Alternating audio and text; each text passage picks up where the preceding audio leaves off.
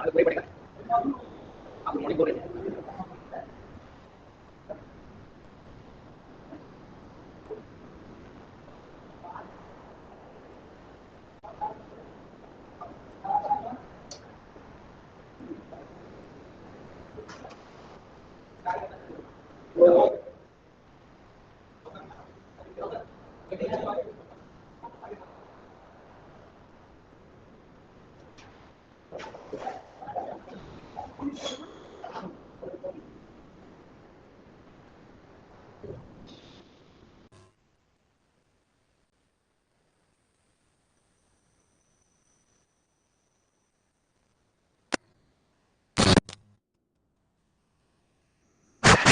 Good morning.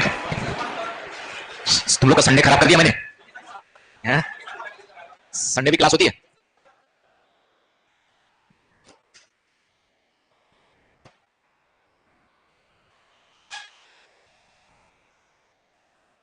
चलिए, तो कल हमने भारत में खनिजों का वितरण देख लिया था। क्लियर? आज हम लोग भारत के कुछ प्रमुख खनिज देखेंगे।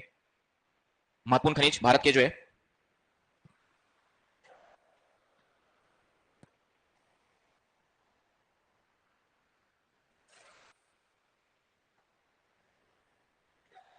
भारत के प्रमुख खनिज। तो, तो खनिज जो है वैसे तो एक होते हैं धात्विक खनिज,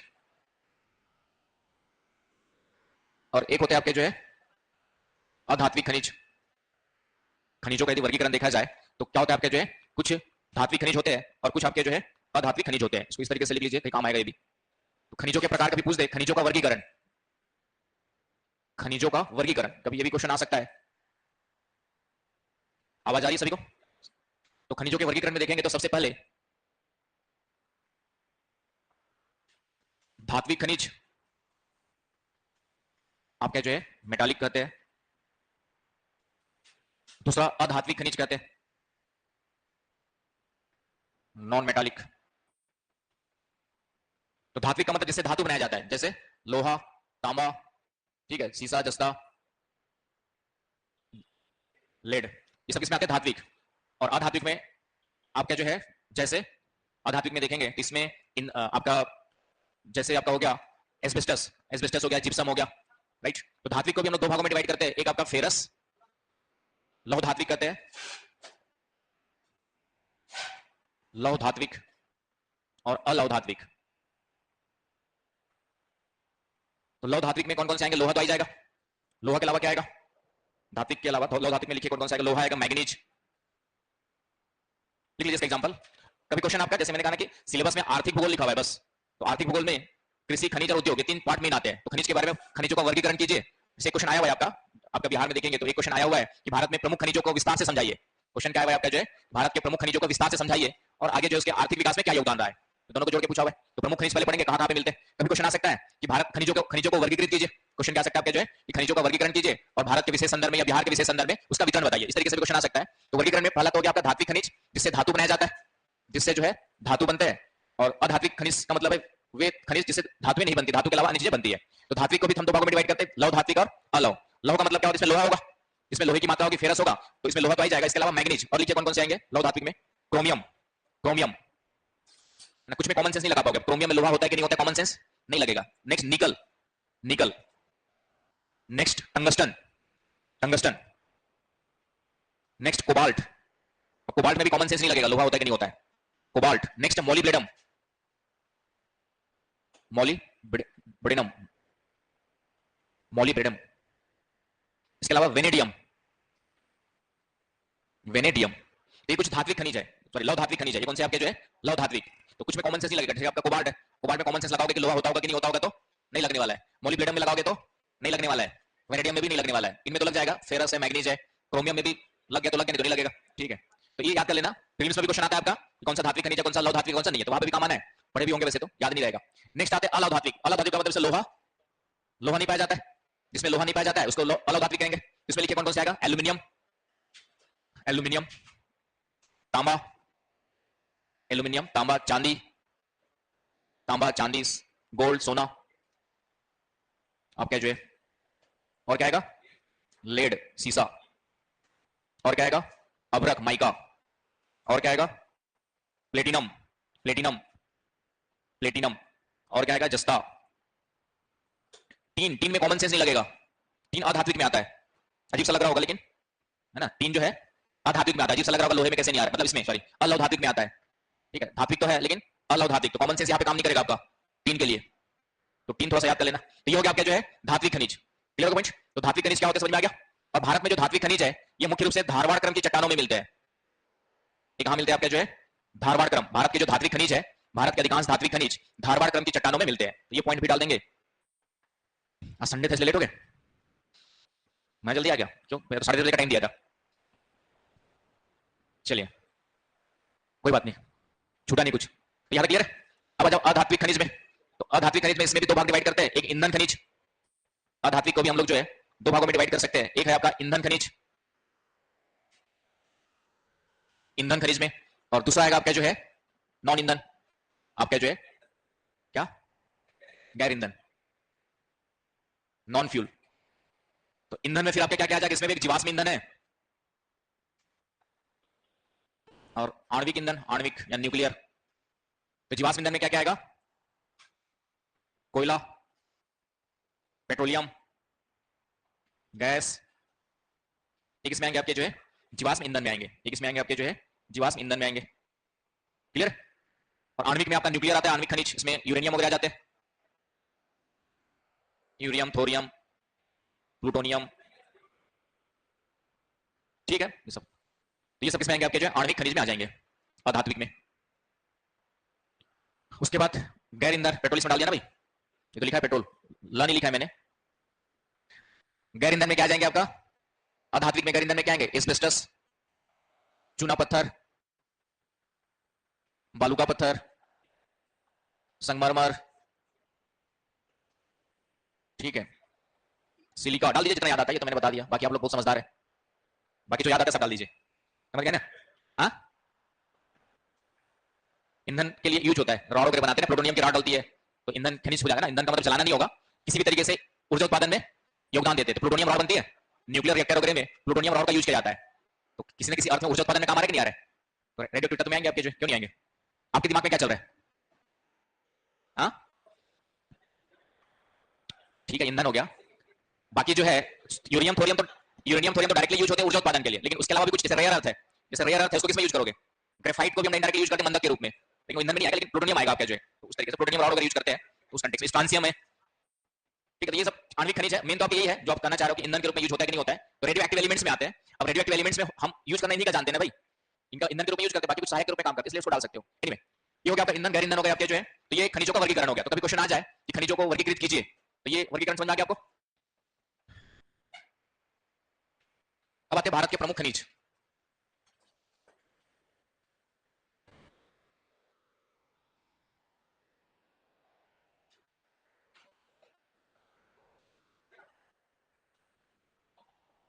तो सबसे पहले देखेंगे लौह अयस्क। तो मेन देखेंगे, बाकी आप लोग जो प्रीलिम्स में पढ़ते हो चाहो तो इसे भी डाल सकते हो। हालांकि इसको भी प्रीलिम्स में पढ़ाई होगा, लोहा कहां मिलता है, कोयला कहां मिलता है, तो मेंस में ज्यादा बताने की जरूरत नहीं है, उसी को उठा के डालना है। जैसे क्वेश्चन आया हुआ है ना कि भारत में खनिजों का वितरण पूछा हुआ है, तो प्रीलिम्स में पढ़ा है ना, लोहा कहां मिलता है, कोयला कहां मिलता है, पढ़े नहीं पढ़े? लेकिन थोड़ा सा बता देता हूं ताकि मेरी शिकायत ना करो कि सर ने ये नहीं पढ़ाया।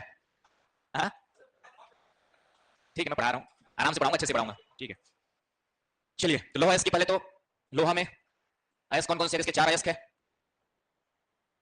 कौन कौन से? सबसे बेस्ट है आपका मैग्नेटाइट, तो इसमें लगभग आपका 72% तक लोहा होता है। हेमेटाइट 60 से 70% तक लोहा होता है। इसके अलावा क्या है और कौन सा है? सीडेराइट, लिग्नाइट कोयले का है भाई। और एक होगा लिमोनाइट, एक होगा आपका जो है लिमोनाइट।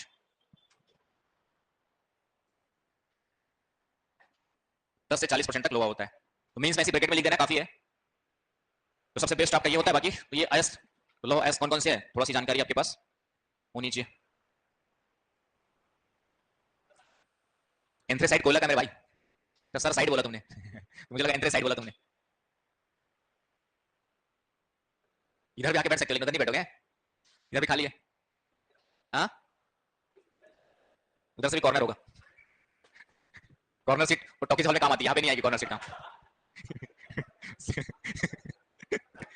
ठीक है, चलिए अब आते इसका वितरण, आयरन और का वितरण कहां पर है। चलिए आगे वितरण में आ जाओ। लोएस कहां मिलता है, तो लोएस जो है आपका सबसे पहले आपका लीजिए झारखंड लिख लीजिए, झारखंड में कहां मिलता है, देखो सब पता ही है तुम लोग को, तो भी पढ़ाना पड़ रहा है मेरे को। झारखंड में मुख्य रूप से झरिया में कोयला मिलता है भाई, कुछ भी उठा के मत लिख देना कहीं भी, लोहे की बात कर रहे हैं। सिंहभूमि जिले में मिलता है, लोहा पड़ रहा है कोयला नहीं, सिंहभूमि जिले में मिलता है। और एक दो माइंस का नाम लिखना चाहे तो गुआ जामदा, माइंस का नाम लिखना चाहेंगे तो सिंहभूमि में आप कह गुआ जामदा, इसी में है आपका मनोहरपुर। अब जितना याद आ जाए एग्जाम में आप लोग को, ठीक है, मैं तो बताने के बहुत सारा बता दूंगा। नोवा मुंडी, गुआ जामदा और नोवा मुंडी, ये माइंस के नेम है। जिला याद रखना, बाकी कुछ खानों के नाम याद हो गए तो ये खान याद हो गए तो सलमान खान, शाहरुख खान, जितना भी याद है लिख लेना, ठीक है। कुछ खान याद नहीं आया, नाम नहीं आता, शाहरुख खान, सलमान खान ही लिख देना कम से कम, वो तो याद रहेंगे ना। चलिए तो ये हो गया आपका पहला तो झारखंड, दूसरा उड़ीसा। दूसरा उड़ीसा का मतलब सीक्वेंस नहीं बता रहा हूं मैं आप लोग को। तो उड़ीसा में आपके जो है सिलिपत, दो तीन नाम लिख लो, सुलेपत, इधर वाला फिर नहीं दिखेगा, सुलेपत।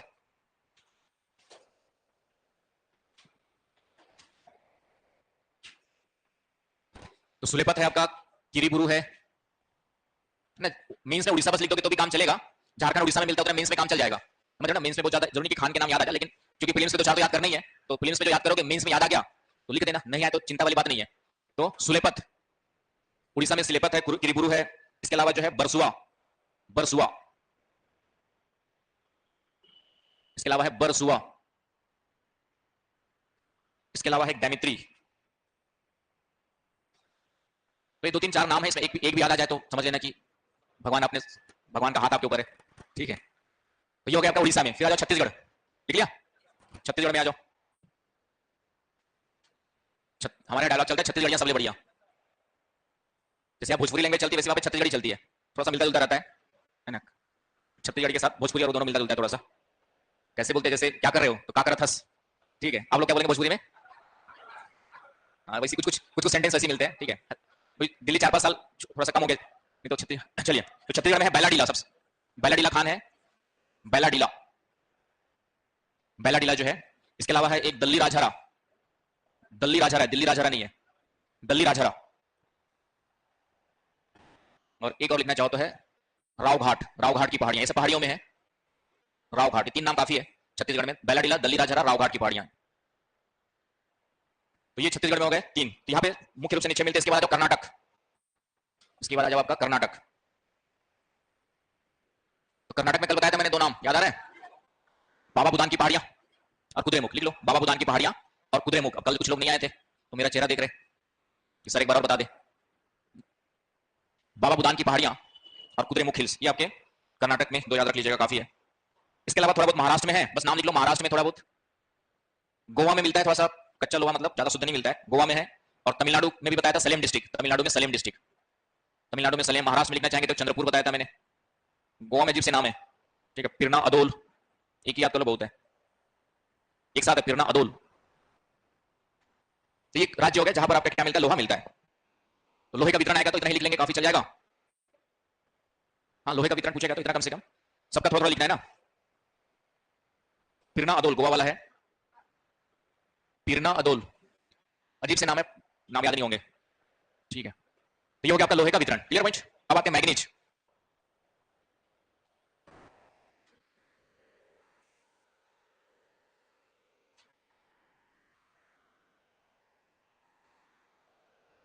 तो मैग्नीज भारत में 97% जो मैग्नीज है वह इन 3 या 4 राज्यों में मिलता है। 97% मैग्नीज महाराष्ट्र, मध्य प्रदेश, उड़ीसा, सीक्वेंस नहीं है भाई, ऐसे बता रहा हूं, कर्नाटक और आंध्र प्रदेश। तो 97% मैग्नीज इन 5 राज्यों में मिलता है, और महाराष्ट्र और मध्य प्रदेश में आधे से ज्यादा मिलता है, दोनों में 50% से अधिक है। 50% से अधिक किसमें मिलता है, मध्य प्रदेश और महाराष्ट्र में। तो मध्य प्रदेश और महाराष्ट्र में 50% से अधिक मिलता है। इसके अब क्षेत्र कहां पर आ जाते हैं, मैग्नीज और कहां मिलता है वितरण। तो वितरण मध्य प्रदेश में है, मध्य प्रदेश में बालाघाट, लिख लीजिए मध्य प्रदेश में बालाघाट, छिंदवाड़ा, बालाघाट छिंदवाड़ा डिस्ट्रिक्ट में, एक दो डिस्ट्रिक्ट काफी है, मेंस में तो याद नहीं रहेगा। महाराष्ट्र में, उड़ीसा में भी है वैसे तो, उड़ीसा लिख लो पहले, उड़ीसा, उड़ीसा में आपका जो है क्योंझर, क्योंझर, बोनाई, कोरापुट। उड़ीसा में क्योंझर, ठीक है, और भी है बोनाई, जितना याद हो जाए आप लोग को, सुंदरगढ़, कुछ तो याद ही जाएगा, तो चार पढ़ के जाओगे तो। कोरापुट, कालाहांडी, कोरापुट, कोरापुट, और एक है कालाहांडी। दिख रहा है साइड वालों को? उड़ीसा में क्योंझर, बोनाई, सुंदरगढ़, कोरापुट, कालाहांडी। इन चार पांच पढ़ लो, वहां एक आदमी नाम याद आ जाए, नहीं तो उड़ीसा तो आ जाएगा नाम, वो याद रख लेना कम से कम। उड़ीसा, महाराष्ट्र, मध्य प्रदेश, आंध्र प्रदेश, इनमें मिलता है, इतना भी लिखोगे तो काम चल जाएगा। और एक आध तो माइंस के नाम याद आ गए तो अच्छी बात है, बल्ले बल्ले, ठीक है, तो बल्ले बल्ले कर लेना। चलिए, ये हो गया आपका जो है उड़ीसा। उसके बाद आ जाओ महाराष्ट्र। लिख लिया ना भाई? लिख ले रहे हो कि फिर बोल के लिखवाना पड़ेगा? जल्दी लिखो। चश्मा लग रहा लगता है इनको, ऐसे करके देख रहे हैं ये साइड वाले तो चश्मा लग तो नहीं रहा, चेक करवा लेना। अब आ जाओ महाराष्ट्र में।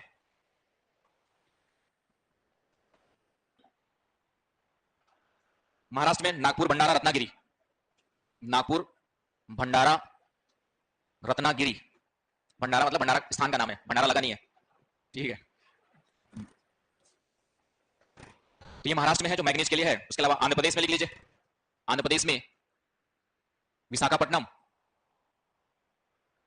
और आदिलाबाद, विशाखापट्टनम और आदिलाबाद।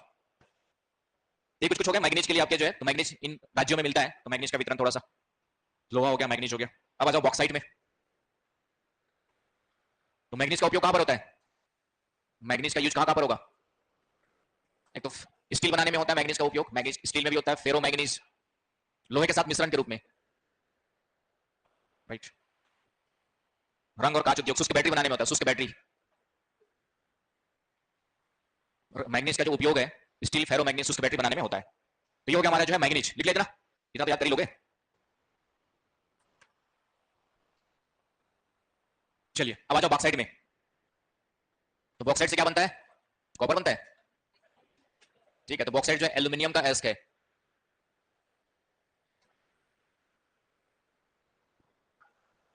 क्या चीज? ये आपका धारवाड़ और क्रिटेशियस संरचना में मिलता है। ये आपका धारवाड़ एवं क्रिटेशियस संरचना में मिलता है।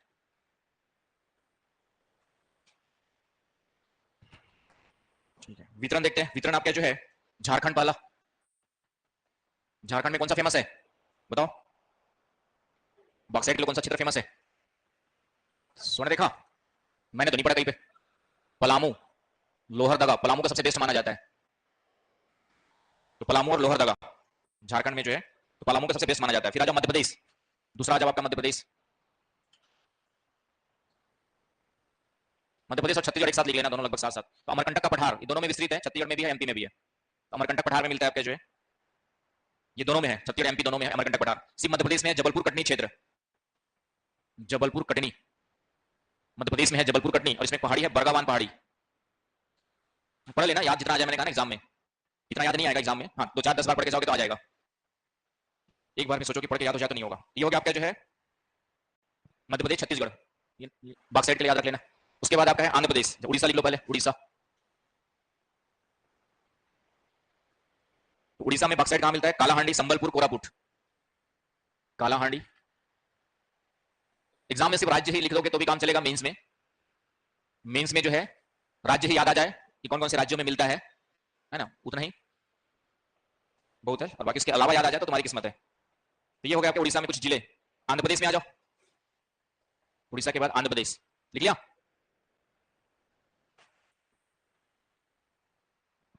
आंध्र प्रदेश, तो आंध्र प्रदेश में है आपका जो है ये उत्तर पूर्वी आंध्र प्रदेश लिखा हुआ है, जिला वाला नहीं लिखा हुआ है। उत्तर पूर्वी आंध्र प्रदेश में मिलता है, 300 किलोमीटर की लंबाई में फैला हुआ है।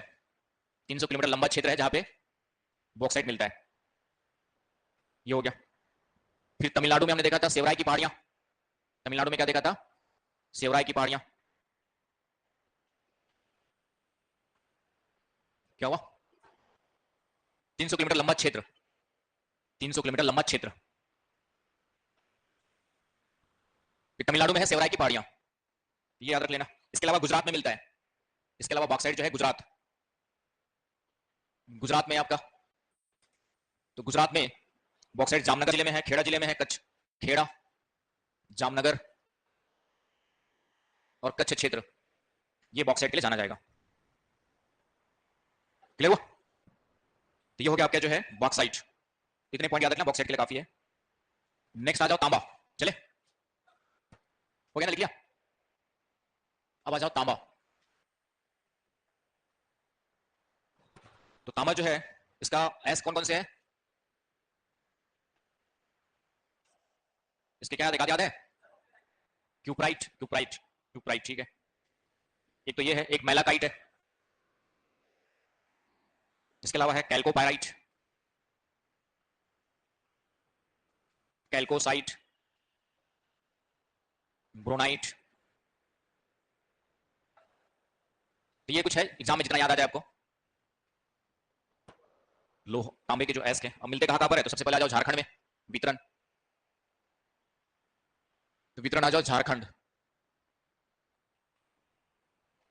तो झारखंड में है आपका सिंहभूमि जिले में मिलता है, और सिंहभूमि में है मौसा बानी, है ना? तो मौसा बानी, बस। बानी कुछ है ना, भोजपुरी लैंग्वेज में कुछ बोलते हैं, का बानी, हाँ ऐसे कुछ पूछते हैं ना, का बानी करके। पहले आती थी, बहुत दिन भूल गया। कौन सा वाला? क्या दिख रहा है? क्यूब, वही है क्यूब, राइट। ये क्या दिख रहा है? महिला के बाद एक काइट है, ठीक है। ये क्या दिख रहा है? कैल्कोपाइराइट, लिख लो कैल्कोपाइराइट, कैल्कोपाइराइट। ये क्या दिख रहा है? कैल्कोसाइट, कैल्कोपाइराइट, कैल्कोसाइट। और ये है ब्रोनाइट, ठीक है, ठीक है। आ रहे अब ये वितरण में आ रहे, वितरण। अब वो पीछे उधर ही लटक गए, क्या कर सकते बताओ? तो वितरण में झारखंड, झारखंड में सिंहभूमि जिला है ना भाई, इतना तो पता ही तुम लोग को। तो सिंहभूमि में मौसाबानी माइंस है, खान। तो सिंहभूमि के अंदर मौसाबानी, तो मौसाबानी लिख देना भाई, मौसाबानी, ठीक है। एक है राखा, और एक है आपका सोनामाखी। जो इंपॉर्टेंट है भाई बता रहा हूं, अदरवाइज नहीं बताता। तो इतना कम से कम ये 2-3 नाम है जहां पे झारखंड में मिलता है, मौसाबानी, राखा, सोनामाखी। खान है, खान। और झारखंड में घाटशिला जो है, घाटशिला, यहाँ पे तांबा प्रसंस्करण केंद्र है, तांबे का खनन एवं शोध किया जाता है। यहाँ पे खनन एवं शोध केंद्र है। शोध मतलब यहाँ पे वो वाला शोध है, सुधारना। शोध मतलब साफ करने वाला। खनन एवं शोध का मतलब है कि हाँ, उसको एक्सट्रैक्ट करके शुद्ध अशुद्धियां दूर करते हैं। खनन एवं शोध केंद्र है घाटशिला में, इसका तांबे का। ना तांबा पड़े तो तांबे का होगा। तो तांबे का माइनिंग भी किया जाता है वहां पे, प्योरीफाई भी किया जाता है, शुद्ध भी किया जाता है। तो शोध केंद्र, क्लियर हो गया? तो ये हो गया आपका झारखंड में। और झारखंड के बाद तांबा कहां मिलता है? राजस्थान। तो राजस्थान में चलो, तो राजस्थान चल लेते हैं। तो राजस्थान में कौन सा फेमस है? खेतड़ी। तो खेतड़ी तो लिख ही लो, झुंझुनू जिले में है खेतड़ी। ये आपका झुंझुनू जिला है, झुंझुनू जिला।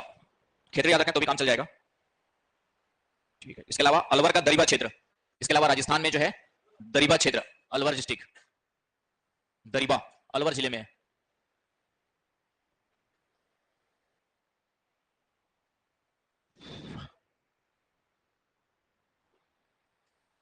ये हो गया झारखंड, राजस्थान में। इसके अलावा मध्य प्रदेश, मध्य प्रदेश में फेमस है मलाजखंड क्षेत्र। मलाजखंड क्षेत्र है, ये बालाघाट जिले में है, बालाघाट जिला में। इसके अलावा आंध्र प्रदेश में लिख लीजिए, आंध्र प्रदेश, आंध्र प्रदेश में गुंटूर जिला है, गुंटूर जिले में मिलता है। आंध्र प्रदेश के गुंटूर जिले में है आपका जो है। और इसके अलावा सिक्किम में है डिक्चू। तो आंध्र प्रदेश में गुंटूर जिले में एक पेटी का नाम है अग्नि गुंडाला पेटी, अग्नि गुंडाला पेटी क्षेत्र का नाम है। और लास्ट लिख लीजिएगा सिक्किम, सिक्किम है, आप सिक्किम है डिक्चू। तो ये कुछ तांबे के क्षेत्र हो गए जहां पे तांबा मिलता है। क्या हो नाम, हसियारी नाम पे डिक्चू नाम है, वहां के हिसाब से उधर के नाम है। चाइना के नाम है तो चाइना के टाइप के नाम रहते हैं, यांग टिसिक्यांग। ये हो गया आपका जस्ट तांबे के बारे में। अब आ जाओ अभ्रक, माइका।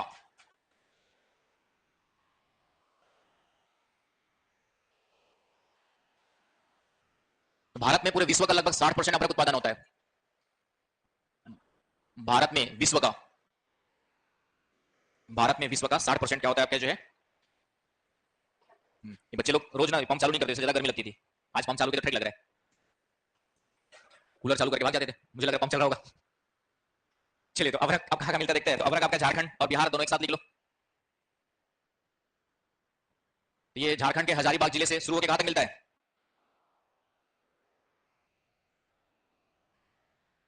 झारखंड के हजारीबाग जिले से लेकर के कहां तक? नवादा जिला। नवादा कहां पर है? एक आपका हजारीबाग से लेकर के गया से लेकर हजारीबाग भागलपुर तक मिलता है, हजारीबाग से गया, गया से भागलपुर, एक पूरा बेल्ट मिलता है। हजारीबाग जिला झारखंड से प्रारंभ होता है और गया होते हुए कहां तक है आपका, भागलपुर तक। लंबी पेटी है, लगभग 150 किलोमीटर लंबी, 20 किलोमीटर चौड़ी, 150 किलोमीटर लंबी पेटी है और 20 किलोमीटर चौड़ी। ये भारत का सबसे बड़ा अभ्रक का क्षेत्र है। कोडरमा जानते हैं आप लोग, अभ्रक की मंडी कहलाती है। कोडरमा झारखंड में आपका अभ्रक की मंडी कहलाती है। क्लियर? तो उसके बाद आ जाओ झारखंड, बिहार के बाद आंध्र प्रदेश। वर्तमान में आंध्र प्रदेश पहले नंबर पर उत्पादन में। तो आंध्र प्रदेश आपका जो है, आंध्र प्रदेश में अभ्रक कहां मिलता है, तो आंध्र प्रदेश में है आपका विशाखापट्टनम, कृष्णा और नल्लोर जिले में। विशाखापट्टनम डिस्ट्रिक्ट, नेल्लोर डिस्ट्रिक्ट और कृष्णा जिला।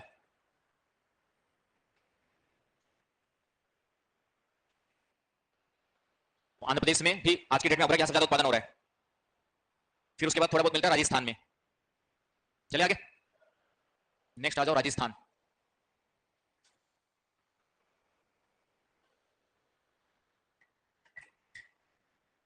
तो राजस्थान में आपका जो है जयपुर उदयपुर जिले में, जयपुर से उदयपुर के बीच 320 किलोमीटर लंबी पट्टी है, मतलब बिहार झारखंड से भी ज्यादा बड़ी। 320 का 100 किलोमीटर चौड़ा। लिख लीजिए, राजस्थान में, राजस्थान में जयपुर से उदयपुर के बीच 320 किलोमीटर लंबी और 100 किलोमीटर चौड़ी एक पूरी पट्टी मिलती है। क्लियर हुआ? एक पूरा बेल्ट है वहां पे अभ्रक का। तो राजस्थान वाला हो गया। और उसके अलावा थोड़ा बहुत तमिलनाडु में, तो बस तमिलनाडु लिख लो, काफी इतना ही, तमिलनाडु। तो अभ्रक का वितरण इन राज्यों में आ जाएगा आपका, झारखंड, बिहार, राजस्थान, आंध्र प्रदेश और थोड़ा बहुत तमिलनाडु। क्लियर हो गया? तो ये हो गया आपका अभ्रक का वितरण मुख्य खनिज में। इसके अलावा सोने के बारे में थोड़ा जान लें। सोना आपका, सोना फेवरेट होगा आपका जो है। अब ये वाला सोना हो चाहे वो वाला सोना हो, है कि नहीं? तो कोई ना कोई तो दरअसल लेडीज लोग का तो सोने के अलावा काम ही नहीं चलता है। सोने से ही पहचान होती है। बाकी सब मोह माया, बाकी तो जितने जाने को जाना तो नहीं साथ में, लेकिन आदमी पागल रहता है। सब मोह माया है। बस जिंदगी सच्चाई यही है कि अंदर से खुश रहना है। बाहर की चीजों के खुश होने की कोशिश करोगे कभी नहीं हो पाओगे जिंदगी में। बस अंदर से खुश रहोगे। मेरे पास एक ही दिन बचा जीने के लिए, तो इतना ही सोच लो बस, काफी है कि मैं कल मरने वाला हूं, और सुबह से लेकर शाम तक अच्छे से जियो, तो वही खुश रह सकता है। बाकी सब मोह माया है। चलिए उसके बाद आते हैं हम लोग सोने में। गोल्ड, तो ये वाला गोल्ड है। अब दिल्ली में क्या था कि जहां पे दिल्ली में था, मेरे घर में चोरी हो गई थी, मतलब मेरे फ्लैट में, तो जितनी शादी की ज्वेलरी थी सब चोरी हो गई। अब वो जो चोरी हो गई वो तो ला नहीं सकता मैं, उसी के सामान कुछ बना के दे सकता हूं, तो मैंने दिया है जितना हो सकता है। लेकिन वो वाइफ के दिमाग में हमेशा रहता है कि चोरी हो गई शादी का, ठीक है। तो मैं बोला हद हो जाती है यार, वो भी सोना था ये भी सोना है, बस ये तुम्हारे माँ बाप के पैसे का था, ये मेरे पैसे का है, ठीक है। या वो भी कमाती है, मतलब उसके खुद का पैसे का भी है। तो अब उसको लेकर के मरते तक तुम याद रखोगे कि मेरा सोना चोरी हो गया था माँ बाप का, तो जिंदगी कैसे चलेगी? लेकिन पता नहीं सॉफ्टवेयर कहां से क्या फिट रहता है, चेंज नहीं होता है। हर 2-4-5 महीने में एक बार याद आ जाता है कि वो सोना चोरी हो गया, मतलब उसको भी 5-6-7 साल हो गए, 8 साल हो गए चोरी हुए, ठीक है। लेकिन सॉफ्टवेयर यहाँ के चेंज नहीं होता है। तो लेडीज लोग एक अजीब सा सॉफ्टवेयर फिट रहता है कि जो निकलती नहीं वहां से बाहर, तो उसको निकालना जरूरी है। अभी फोन टूट गया, कल नया आ जाएगा, ये टूट गया दूसरा आ जाएगा, है ना। जो चीज रिकवर हो सकती है तो रिकवर हो सकती है, वही चीज नहीं आ सकती, लेकिन उसी के समान दूसरी चीज तो आ सकती है, बस इतना ही अंतर है। चलिए, तो सोने से वो सोना याद आ जाता है कि सोने का क्या मूल्य है। तो सोना ये है, तो सोना कहां मिलता है आपका जो है, एक तो पहले तो एक क्वार्ट्ज चट्टानों की नसों में मिलता है। क्वार्ट्ज चट्टानों की नसों में मिलता है। नसों का मतलब वेन्स, वेन्स का मतलब संधियों में, जॉइंट्स में। और ऐसे देखेंगे तो फिर कर्नाटक में आ जाओ, वितरण में आ जाओ कर्नाटक। तो कर्नाटक में आपका कोलार क्षेत्र, तो कोलार क्षेत्र में चैंपियन रिफ और ओरेगन रिफ,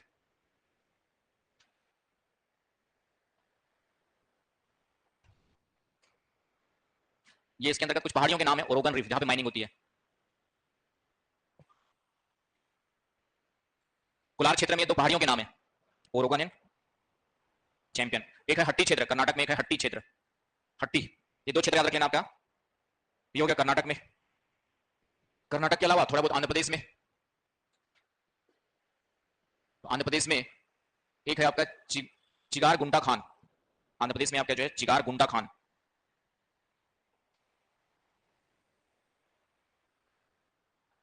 आंध्र प्रदेश में चिगार गुंडा माइंस। दूसरा है रामगिरी, तो चिगार गुंडा खान और रामगिरी। क्लियर हो गया? तो ये आपके आंध्र प्रदेश में है। उसके अलावा और कहीं मिलता है क्या? कुछ नदियों में मिलता है, जैसे स्वर्ण रेखा नदियों के बालू में मिलता है।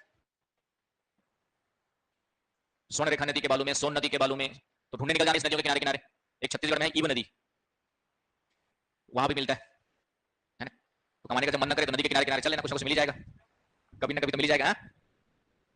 चलिए, तो ये हो गया आपका जो है इसके अलावा थोड़ा बहुत झारखंड उड़ीसा सोना जो है थोड़ा बहुत झारखंड उड़ीसा तमिलनाडु इन क्षेत्रों में मिलता है। इनके अलावा थोड़ा बहुत तो ये हो गया आपका सोना। चांदी भी निकालेंगे, निकाल लो चांदी भी। हाँ तो बिहार के भरेंगे ना अलग से, यहाँ पे याद है तो लिख लो। बिहार के कहाँ मिला हुआ है? हाँ लिखा लिखा है मैंने, बिहार का अलग से पढ़ाऊंगा, बिहार के खनिज। तो बिहार में सोना जमुई वगैरह में कहीं मिला हुआ है राइट, तो वो अलग से बिहार के भूगोल में आ जाएगा। ठीक है तो डाल देना वर्तमान में जो है बिहार में यहाँ मिला है, और वो आईएएस अधिकारी पकड़िए उसके घर में कुछ मिला होगा तो उसको भी डाल देना। तो चार करंट ऑफिसर्स लोग पकड़ाते कितना सोना निकलता है ना, और इनके यहाँ से निकलेगा। लालू यादव के घर में तो पूरा आसपास बहुत सारा छापा मारे ना, जितने भी थे निकला, कुछ मिला नहीं मिला? नहीं मिला। हाँ क्या चीज? सोन नदी है? कहाँ बती सोन नदी? हाँ बिहार में तो नहीं है, ये यूपी साइड से होते हुए गंगा में मिलती है ना, एमपी से निकलती है अमरकंटक पठार से और गंगा में जाके मिलती है। तो इस नदी की, इसके सोन नदी का मतलब वहां पर भी मिलती है। हाँ कुछ झारखंड में थोड़ा बहुत है, तो आपका निकलती है अमरकंटक पठार से, फिर थोड़ा सा झारखंड टच करते हुए यूपी में जाती है। हाँ ये सोन रेखा झारखंड में है, सोन नदी जो है ये एमपी से यूपी को जाती है।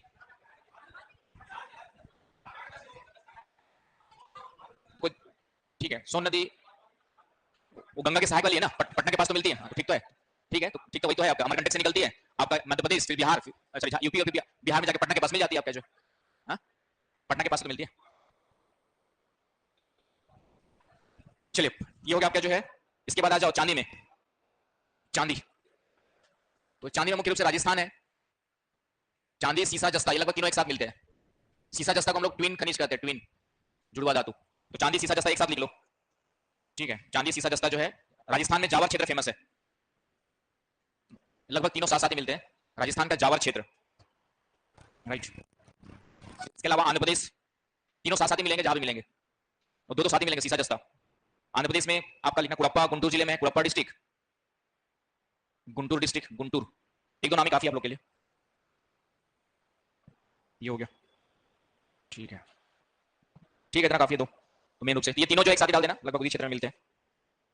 इसके अलावा थोड़ा बहुत चूना पत्थर देख लो, चूना पत्थर और डोलोमाइट ये एमपी की विंध्यन पहाड़ियों में मिलेंगे।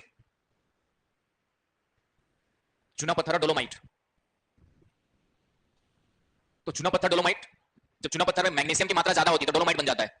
मैग्नीशियम जो है 45% से ज्यादा होता है तो उसको क्या कहते हैं? डोलोमाइट। समझ रहे क्या बोल रहा हूं कि चूना पत्थर में, जब चूना पत्थर में मैग्नीशियम की मात्रा 45% से ज्यादा हो जाती है तो क्या बन जाता है? डोलोमाइट। ये मुख्य रूप से विंध्यन श्रेणी में मिलता है, विंध्यन पर्वत श्रेणी के आसपास। तो एमपी राजस्थान मेन क्षेत्र हो जाएंगे, एमपी छत्तीसगढ़ राजस्थान। चूना पत्थर के लिए मेन कौन सा हो जाएगा आपका जो है? एमपी छत्तीसगढ़ राजस्थान मुख्य रूप से जो है चूना पत्थर डोलोमाइट। आंध्र प्रदेश झारखंड लिख लो, गुजरात लिख लो, बस इसमें राज्य लिख लेना, आंध्र प्रदेश, गुजरात, झारखंड।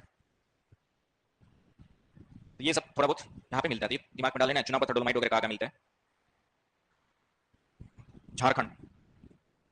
इसके अलावा क्या जानोगे? हीरा, डायमंड। तो डायमंड भी देख लेते हैं, डायमंड बड़े बड़े लोगों के बड़े शौक, छोटे बड़े लोगों के शौक कोई नहीं डायमंड, तो जो बड़े लोग हैं उनका शौक है डायमंड। समझ गए ना? मतलब एक उम्र के बाद लगने लगता है कि हम फालतू चीजों के पीछे भागते हैं। हमारा उद्देश्य होना चाहिए जिंदगी को अच्छे से जीना। जितना ज्यादा फालतू चीजों के बाद भागोगे, इच्छाएं तो पूरी कभी होती नहीं है, इच्छाएं तो कभी पूरी, वो तो मरते तक कुछ ना कुछ इच्छा रहेगी रहेगी। इसलिए इच्छाओं को कंट्रोल कर लो।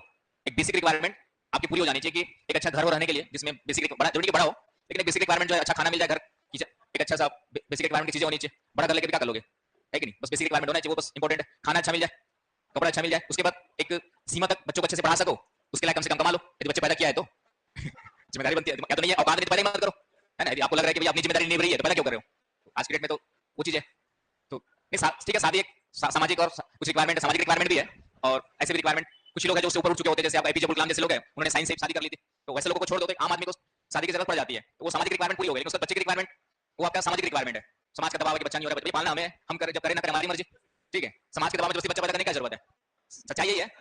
कई लोग समाज का दबाव इतना होता है ना कि यार उसकी साल शादी हो गई, बच्चा नहीं हो घर में, अपने घर का काम देखो, तुम समाज दूसरे की जिम्मेदारी क्यों देख रहे हो? तो इसके चक्कर में लोग बच्चा कर लेते हैं जबरदस्ती। चलिए तो ये हो गया आपका डायमंड। डायमंड कहाँ मिलता है? मध्य प्रदेश। तो मध्य प्रदेश में कहां पर है आपका? पन्ना जिले में, पन्ना जिला। इसके अलावा डायमंड आंध्र प्रदेश में मिलता है। इसके अलावा डायमंड जो है आंध्र प्रदेश में, तो आंध्र प्रदेश में आपका फिर से गुंटूर जिला, कुड़प्पा क्षेत्र फेमस है, कुड़प्पा। दो ही काम काफी है। क्या हो गया भाई, क्या बस रहे हो? ठीक है, छत्तीसगढ़ में कुछ मिला है वर्तमान में। छत्तीसगढ़ में डायमंड में देखेंगे तो बस्तर क्षेत्र में कुछ डायमंड की खान है। जैसे बस्तर क्षेत्र में एक दो नाम है, टोकापाल, डुगपाल, इतना दो याद कर लो बहुत है। तो ये हो गया आपका डायमंड। तो भारत के संदर्भ में मुख्य मुख्य खनिज समझ में आ गया इतना। कोई भी क्वेश्चन आता है, एक क्वेश्चन आया है आपके जो कि भारत में प्रमुख खनिजों का विस्तार से वर्णन कीजिए। एक क्वेश्चन जो आया तो आंसर यहाँ से निकलेगा। दूसरा क्वेश्चन जो मैंने कल लिखवा दिया था कि भारत में खनिजों का वितरण पूछेगा, तो वो 4-5 भागों में बटा के बता देना, उत्तर पश्चिमी पठार, उत्तर पूर्वी पठार वाला, है ना, तो वो आ गया। अब आएंगे ऊर्जा, बचा अभी कोयला वाला बचा हुआ है, तो ऊर्जा संसाधन पढ़ेंगे, उसको अलग से पढ़ाऊंगा अभी। तो खनिज संसाधन में जो कुड़प्पा कुड़प्पा क्या बोल रहे, कोयला खनिज नहीं है, क्या बोल रहे हो, कुछ तो बोल रहे, कोयला खनिज में आता है ना, पढ़ाऊंगा ना। अभी तो मैंने वही कहा ऊर्जा संसाधन अलग से पढ़ाऊंगा, तो ऊर्जा संसाधन में आएगा ना भाई वो है। तो नेक्स्ट टॉपिक हमारा ऊर्जा संसाधन, घबराओ मत, से पढ़ा के जाऊंगा, ठीक है। मतलब मैं अपना काम ईमानदारी से करता हूं और उतना पढ़ा दूंगा कि बिहार में क्वेश्चंस आ जाएंगे, राइट। तो हम लोग टीचर की जवाबदारी होती है कि बच्चों का नुकसान ना हो और ये भी ध्यान रखना है इंस्टीट्यूट का नुकसान भी ना हो, तो दोनों के बीच बैलेंस बना के चलना पड़ता है। तो इसीलिए जो है और वही है कि हर टीचर, अब नैतिकता आज की डेट में रही नहीं है, चाहे वो टीचर हो चाहे अदर प्रोफेशन हो। तुम लोग भी प्रशासक बनोगे तो नैतिकता से काम थोड़ी करोगे। सबसे पहले दिमाग है कहां से नंबर लो की कमाई कमाओ, सैलरी खत्म ना हो, बाहर से कमाई आ जाए, सैलरी अकाउंट में पड़ा रहे। तो नैतिकता का विकास सबके लिए जरूरी है। तो पहले खुद को नैतिक बनाना है। यदि आप खुद नैतिक है तो आपके आसपास भी नैतिकता वाली चीजें अपने आप आ जाएंगी। लॉ ऑफ अट्रैक्शन काम करता है, लॉ ऑफ अट्रैक्शन ये हमेशा काम करेगा कि आप जैसा है जो दोगे प्रकृति को, वही प्रकृति घूम फिर के आपको लौटाएगी। यदि आप अच्छा दे रहे हो तो घूम फिर करके आपके पास अच्छी चीजें ही आएंगी। लगेगा कुछ बुरा हो रहा है मेरे साथ, लेकिन वो घूम फिर के आप क्या बुरा हो रहा है तो वो पिछले कुछ जन्मों का भी तो कर्म होगा। मतलब उसके पीछे साइड देखो, कुछ चीजों को समझने के लिए फिलॉसफी, लाइफ की फिलॉसफी समझना है कि कुछ अच्छे लोग देखा होगा आपने जो बहुत अच्छे होते हैं, आसपास होंगे, पास पड़ोस में फ्रेंड्स होंगे आपके, लेकिन कुछ चीजों के साथ अच्छा होने के बावजूद बुरा करते रहता है। तो उसका आंसर मुझे भी नहीं मिलता था।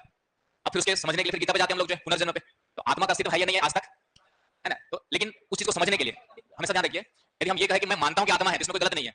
यदि ये कोई बोलता है कि मैं जानता हूं कि आत्मा है तो गलत है, तो मानने में कोई बुराई नहीं है। उसी प्रकार मैं मानता हूं कि ईश्वर है लेकिन मैं जानता हूं कि ईश्वर है वो गलत है। तो उसी प्रकार आत्मा का अस्तित्व यदि मान लेंगे तो हमारे पूरे जो दिमाग के कॉन्सेप्ट है जो आपको जवाब नहीं मिल रहा वो मिल जाता है। जैसे हम सोचते हैं कि हमने कुछ गलत तो नहीं किया, हमारे साथ गलत कैसे हुआ। तो जो हमारे शरीर में आत्मा है वो पिछले कई जन्मों के कर्म करते हुए आ रही है। तो जैसे आप इस जन्म में बुरा कर्म कर रहे हो, मर जाओगे, इस जन्म में आपको फांसी वासी कुछ नहीं हुई, तो अगले जन्म में संभावना है कि आपको उसका फल मिले। इसलिए कुछ बच्चे क्या होते हैं, बच्चा अपंग पैदा क्या होता है, ठीक है, उसके कुछ ज्योग्राफिक कुछ बायोलॉजिकल कारण है, लेकिन हाँ क्या चीज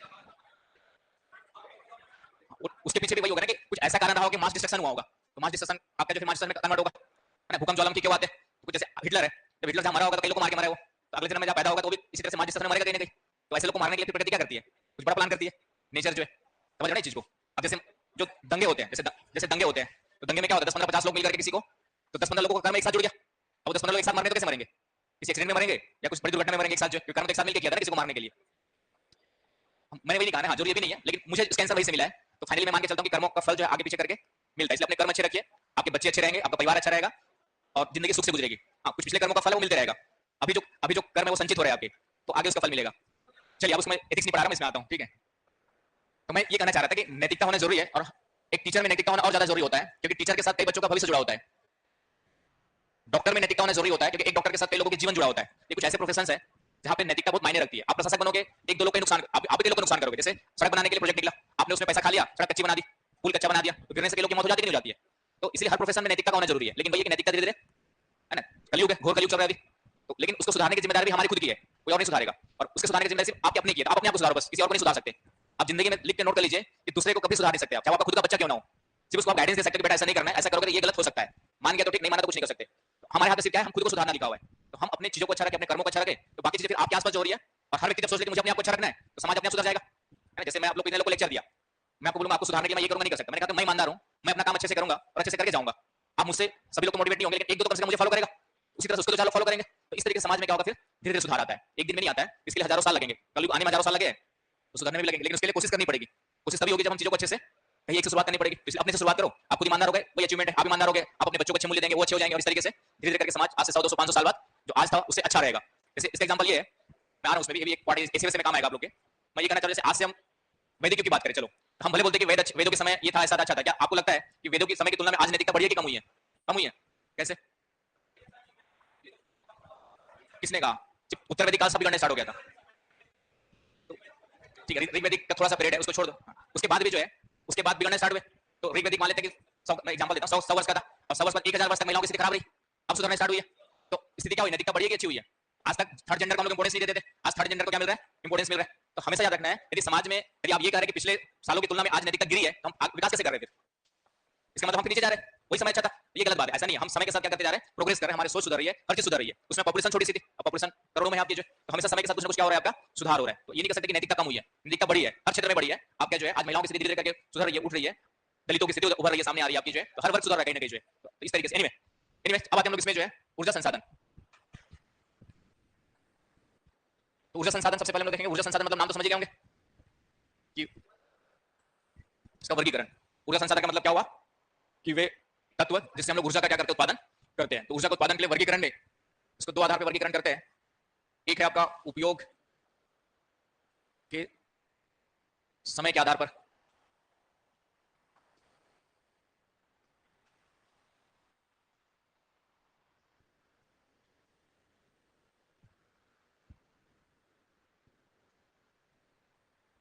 उपयोग की निरंतरता के आधार पर।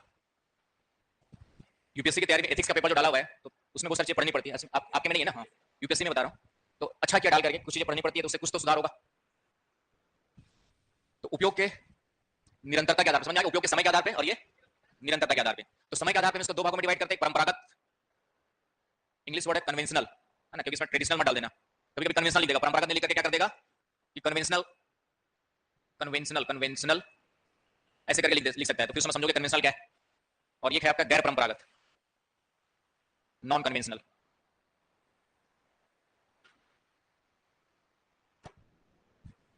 तो बताओ परंपरागत और गैर परंपरागत से क्या समझ रहे हो? तो परंपरागत का मतलब जिसका उपयोग हम लोग लंबे समय से करते आ रहे हैं। परंपरागत का मतलब है आपका जिसका उपयोग हम लोग जो है, तो लिख लीजिए एक लाइन, जिसका उपयोग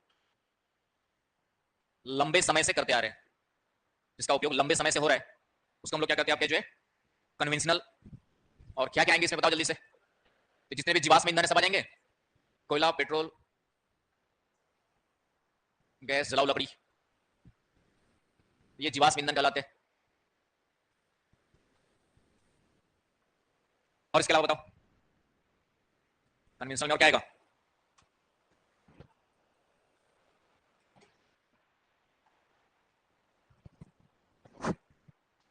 जल विद्युत आएगा इसमें? नहीं आएगा। आएगा, लंबे समय से यूज कर रहे हैं ना। सबसे पहले हम लोग जल विद्युत आज थोड़ी यूज कर रहे हैं हम लोग, 200-300 साल चारों मतलब विश्व में, भारत में तो 1800 समथिंग में पहली बार स्टार्ट हुआ था। भारत में जल विद्युत कब स्टार्ट हुआ था आपका? 1802 के आसपास पहला आपका प्लांट मतलब छोटा मोटा स्टार्ट हुआ था आपका जो है। तो 200-300 सालों से पुराने हम लोग कर रहे हैं इसको। जल विद्युत को भी कन्वेंशनल में रखते हैं, जल विद्युत को भी किसमें रखते हैं हम लोग जो है, कन्वेंशनल, हाइड्रो पावर। अभी पूरा पढ़ लेते हैं, उसका क्वेश्चन आएगा। पहले जल विद्युत कैसे आएगा समझ में आ गया? क्योंकि जल विद्युत का उपयोग हम लंबे समय से कर रहे हैं, है ना। गैर परंपरागत उसको रखते हैं, इसका उपयोग हमने पिछले कुछ सालों में, 50 सालों में, पिछले 50-60 सालों में क्या किया हुआ है, जिसको ज्यादा फोकस किया हुआ है, उसको किसमें रखेंगे? गैर परंपरागत। तो गैर परंपरागत का मतलब हो गया कि जिनका उपयोग, हाँ, न्यूक्लियर का हम लोग भारत के कंटेक्स्ट में गैर परंपरागत रखते हैं, विश्व के कंटेक्स्ट में देखेंगे तो बहुत पुराने से हम लोग यूज कर रहे हैं। तो गैर परंपरागत का मतलब है जिसका उपयोग पिछले कुछ दशकों से, जिसके उपयोग को हम लोग क्या कर रहे हैं आपका जो है, जिसका उपयोग पिछले कुछ दशकों से बढ़ा है, जब बढ़ावा दिया जा रहा है, तो उसको हम लोग किसमें रखते हैं? गैर परंपरागत में। अब जैसे न्यूक्लियर है, तो न्यूक्लियर हमारा 1950-60 की स्वतंत्रता के बाद हमने स्टार्ट किया उसको, तो न्यूक्लियर हमारे लिए जो है परंपरागत में डाल देते हैं हम लोग उसको। न्यूक्लियर किसमें डाल देते हैं आपका जो है, ये भारत के संदर्भ में लिखिए ना, नाभिकीय ऊर्जा गैर परंपरागत में, सॉरी, हम लोग 1965 से बढ़ावा दे रहे हैं, तो नाभिकीय ऊर्जा जो है भारत के संदर्भ में किसमें आएगा? लेकिन विश्व के कंटेक्स्ट में देखें तो हम लोग 1700 समथिंग से कर ही रहे हैं, तो उसके संदर्भ में परंपरागत में आ जाएगा। यहाँ पे भारत पढ़ रहे हैं तो भारत के संदर्भ में देखेंगे उसको। तो गैर परंपरागत समझ में आ गया बाकी लोग को? आगे ना, इधर वाले बच्चों क्या गुफ्तगू चल रही है, कुछ डाउट तो बताओ। जल विद्युत को किसमें? तो परंपरागत रखा मैंने जल विद्युत को, वो क्लासिफिकेशन अलग इसमें आएगा, मुझे मालूम है, वो क्लासिफिकेशन इसमें आएगा। ये तो कंफ्यूजन दूर करना है क्लास करके, कोचिंग का ही तो फायदा होगा, जो अभी कंफ्यूजन है वो दूर हो जाएगा। तो जल विद्युत इस क्लासिफिकेशन के हिसाब से कभी पूछेगा तो परंपरागत में आएगा, है ना। अब उसके बाद ये पढ़ेंगे, उसके बाद फिर क्वेश्चन होगा तो फिर दिमाग बताइएगा। अभी कोई डाउट है तो बता दो। तो ये अभी मतलब ये गलत नहीं है, ठीक है, ये सही बता रहा हूं। जल विद्युत किसमें आएगा आपका, है ना। कांसेप्ट कभी गलत नहीं होते हैं, फैक्ट इधर हो सकता है। तो समय यहाँ पे मैंने क्या लिखा, उपयोग के समय के आधार, इससे पहले आधार लिख दिया मैंने, उपयोग के समय, उपयोग का लंबे समय से यूज कर रहे हैं। परंपरागत का मतलब क्या हो गया हमारा जो है, जिसका उपयोग हम लोग क्या करें, लंबा समय, लंबा समय का मतलब 100 साल 200 साल से कर रहे हैं, तो उसको किसमें रखेंगे हम लोग? परंपरागत में। और गैर परंपरागत का मतलब पिछले 50-60 सालों से बढ़ावा दे रहे हैं, अभी अभी हम उसको क्या करें, फोकस करें। तो इसमें जितने भी एनर्जी है, सौर ऊर्जा लिख लो, फिर पता आगे और डिस्कस कर लेंगे। ये वाला पढ़ेंगे ना, उसके बाद तुम्हारा कंफ्यूजन खत्म हो जाएगा, पहले इसको लिख लीजिए। तो सौर ऊर्जा लिखिए गैर परंपरागत में। हाँ, ये इसमें आएगा ना मेरे भाई, बोल तो रहा हूँ, थोड़ा धैर्य रखो, धैर्य धैर्य। Patience gives more than you deserve, समझ इसका मतलब क्या है, नहीं समझे? Patience gives more than you deserve, तो धैर्य आपको आपकी क्षमता से ज्यादा दे देता है, धैर्य रखिए अभी, ठीक है। तो अभी कोई डाउट है लिख लीजिए, बाद में डाउट को डिस्कस कर लेंगे। तो गैर परंपरागत में क्या लिखिए, पहला सौर ऊर्जा, जल्दी लिखिए, सौर ऊर्जा। दूसरा पहले लिखना पवन ऊर्जा, गैर परंपरागत यार, इसमें सिर्फ तीन ही लिखना है, दो लिखना है इसमें, जल विद्युत और जीवाश्म ईंधन। लिख लिया, इसमें जल विद्युत और जीवाश्म ईंधन आ जाएंगे। तो सौर ऊर्जा, पवन ऊर्जा, तीसरा भूतापी ऊर्जा, चौथा लिख लीजिए बायोगैस या बायोमास एनर्जी। जीवाश्म इसमें आ गया, ठीक है, जीवाश्म तो परंपरागत में आएगा ना, लकड़ी तो कोयला लोग सब शुरू से कर रहे हो तुम लोग। इसके अलावा इसमें आ जाएगा आपका, कल बताया था ओटेक ऊर्जा, हाँ नाभिकीय इसमें डाल, भारत के संदर्भ में लिख लेना, भारत के संदर्भ में नाभिकीय इसमें आएगा, ठीक है, नाभिकीय को अलग से डालते इसमें, इस लिस्ट में मत डालो अभी, क्यों डालो उसको बताऊंगा। सौर, पवन, भूतापी, बायोमास, ओटेक, ज्वारी ऊर्जा, तरंग ऊर्जा,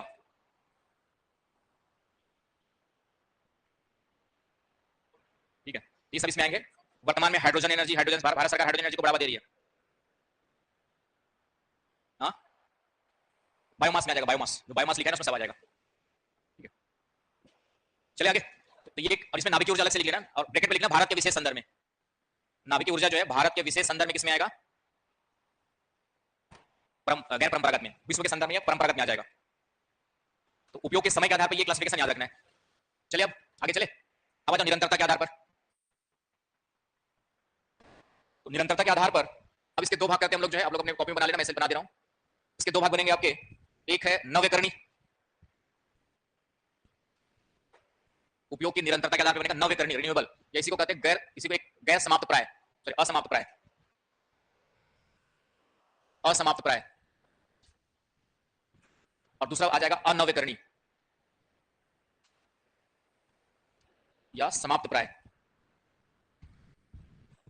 तो उपयोग की निरंतरता का मतलब है जिसका उपयोग हम निरंतर कर सकते हैं, तो वो किसमें आएगा, नव्यकरणीय। निरंतरता का मतलब क्या हुआ आपका, जो है जिसका उपयोग निरंतर होता रहेगा, जब तक सूरज चांद रहेगा भारत तेरा नाम रहेगा, ठीक है, अभी तो मोदी तेरा नाम रहेगा, ठीक है, वही इतिहास बनाने जाने वाले, इतिहास बना दिया। जम्मू कश्मीर 70-75 सालों से बोलते थे खत्म नहीं होता, खत्म नहीं सकता, खत्म कर दिया, इतिहास में नाम आ गया ना भाई। जम्मू कश्मीर के महबूबा मुफ्ती और चिल्ला चिल्ला के बोलते थे कि कोई भी आ जाए आर्टिकल 370 खत्म नहीं हो सकता, तो हम सब अंदर अंदर मुस्कुरा रहे थे, कोई बात नहीं, आने दो बेटा अगली बार, ठीक है। मैंने 2019 का चुनाव पहले 2014-19 में था ना, 19 से पहले डिक्लेयर कर दिया था कि अगले 5 साल गवर्नमेंट आई तो आर्टिकल 370 को कैसे भी करके खत्म करेगी वो, ठीक है। अभी यूनिफॉर्म सिविल कोड आएगा, अगली बार 5 साल के चुनाव आएगी ना तो यूनिफॉर्म सिविल कोड आ जाएगा आपका, अगले 5 साल जिता दिए तो इस तरीके से। तो कुछ काम अच्छे कर रही है, मतलब अच्छे देश के संदर्भ में देखा जाए तो कुछ काम अच्छे कर रही है, कुछ का तो कमियां तो है ही है, और हर चीज 100% परफेक्ट कुछ नहीं दुनिया में, तो देश के हित में देखा जाए तो कुछ काम अच्छे भी है, कुछ कमियां भी है, तो वो न्यूट्रल होकर, मैं मोदी पसंद नहीं हूं, मैं एक टीचर के रूप में न्यूट्रल होकर के बात कर रहा हूं। अब नव्यकरणीय में समझ में आ गया, तो इसमें कौन कौन से आ जाएंगे, ये जितना नाम लिखा हमने, न्यूक्लियर नहीं आएगा इसलिए न्यूक्लियर अलग लिखा दिया मैंने, इसमें ये जितना भी हमने लिखा है नव्यकरणीय में आ जाएंगे, आगे नहीं आएंगे, तो इसको नव्यकरणीय में डाल दो, ये सब किसमें आएंगे आपके, नव्यकरणीय। और परंपरागत से जो है आपका जल विद्युत उधर चला जाएगा, लिख लो, हाँ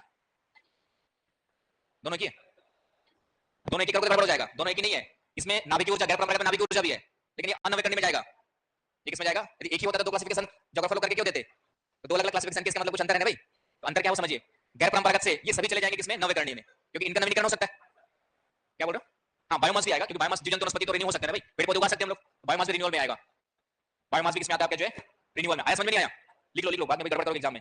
नव्यकरणीय में कौन जाएंगे, लिख लो अलग से, सौर अलग से वही पे डाल दो नाम, सौर ऊर्जा पवन ऊर्जा, फिर से लिखो इसको, सौर ऊर्जा पवन ऊर्जा इन नव्यकरणीय में चले जाएंगे। और परंपरागत से उठा करके डाल दो जल विद्युत, परंपरागत से उठा के क्या डाल देंगे, जल विद्युत, जल विद्युत परंपरागत है लेकिन नव्यकरणीय में आएगा, ये सब आ जाएंगे ना, हाँ सौर पवन भूतापी जितना लिखा है सब नव्यकरणीय, मतलब जिसका नवीनीकरण कर सकते हैं, आ रहा समझ में ना। अब इसमें से जो है गैर परंपरागत में से नाभिकीय ऊर्जा किसमें आ जाएगा, अनव्यकरणीय में आ जाएगा, क्योंकि नाभिकीय को हम लोग नव्यकरणीय नहीं कर सकते, तो इसमें नाभिकीय ऊर्जा इसमें आ गया। और जितना भी जीवाश्म ईंधन ऊपर आपका पेट्रोल कोयला वगैरह कहां पर आ गया, अनव्यकरणीय में आ गया, आगे बस समझ में। तो ये ऊर्जा का वर्गीकरण प्रीलिम्स में भी क्वेश्चन आते हैं, मेंस में भी आएगा, तो ये ध्यान से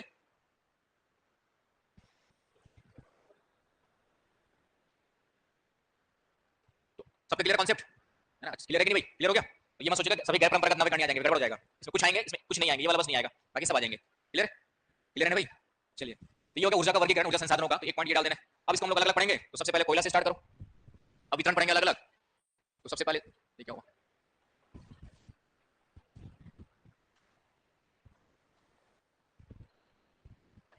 कोयला। तो कोयला जो है भारत में, भारत का जो 98% कोयला है, झारखंड में 98% कोयला जो है ये गोंडवाना काल के चट्टानों में मिलता है,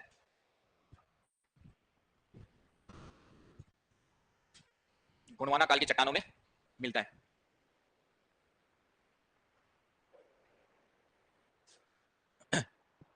गोंडवाना काल में भारत का 98% कोयला कहां पे मिलता है आपका, और थोड़ा बहुत जो बच जाता है वो आपका टर्सरी काल वगैरह में मिलता है, टर्सरी काल का कोयला, टर्सरी मतलब नवीनतम काल हो गया, तो लिग्नाइट वगैरह जो मिलता है भारत में, जो लिग्नाइट मिलता है वो टर्सरी काल का है। लिग्नाइट वगैरह किससे मिलता है आपका? टर्सरी। क्लियर हो गया? अब कोयले का एस कौन कौन से आप लोग जानते होंगे, इतने तो आप लोग पढ़े लिखे हैं ये।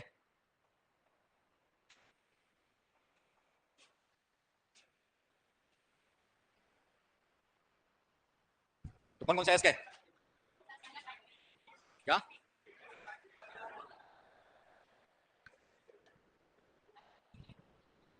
चलिए,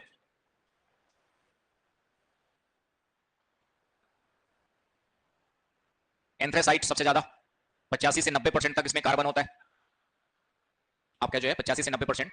दूसरा जो है बिटुमिनस, तो भारत में सबसे ज्यादा मिलता है बिटुमिनस, और बिटुमिनस में इसमें होता है 45 से 65% तक। राइट। उसके बाद आता है आपका लिग्नाइट, और लिग्नाइट में बहुत कम होता है, 30 से 50%। और एक कच्चा कोयला होता है जिसको पीट कहते हैं, तो ये कोई काम का नहीं होता है। तो कोयला जो हमेशा परतदार चट्टानों में मिलेगा, उसमें परसेंटेज नहीं, बस कच्चा कोयला है। कोयले का प्रारंभिक रूप जब कोयला बनना स्टार्ट होता है, तो भारत में सबसे ज्यादा मिलता है बिटुमिनस। भारत में सर्वाधिक कौन सा मिलता है? एंथ्रेसाइट भारत में केवल जम्मू कश्मीर में मिलता है। एंथ्रेसाइट जो है भारत में केवल जम्मू कश्मीर में मिलता है। जम्मू कश्मीर में यहां पर है कालाकोट, और एक है नीचा होम। कालाकोट का मतलब वकील नहीं, नाम है जगह का।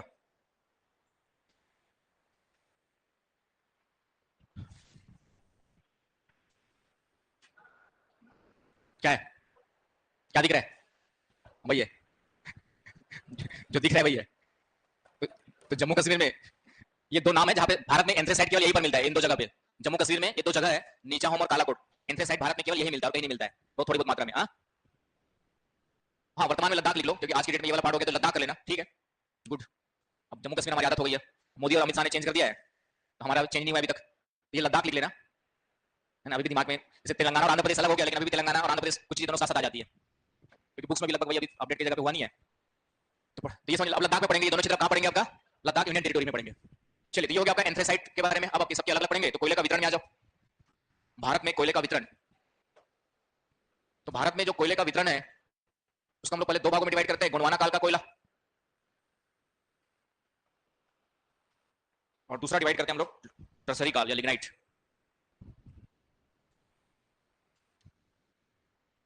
टर्सरी, तो टर्सरी में मिलता है लिग्नाइट। तो लिग्नाइट देखेंगे कहां कहां मिलता है।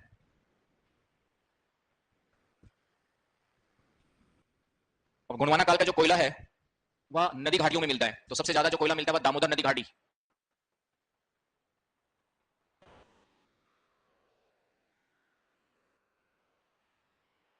तो कई सारी नदी घाटियां देखेंगे यहाँ पर। तो नदी घाटियों में है एक दामोदर के बाद सोन नदी घाटी आपका जो है, फिर है महानदी घाटी, फिर है गोदावरी नदी घाटी, तीसरा है कान्हन।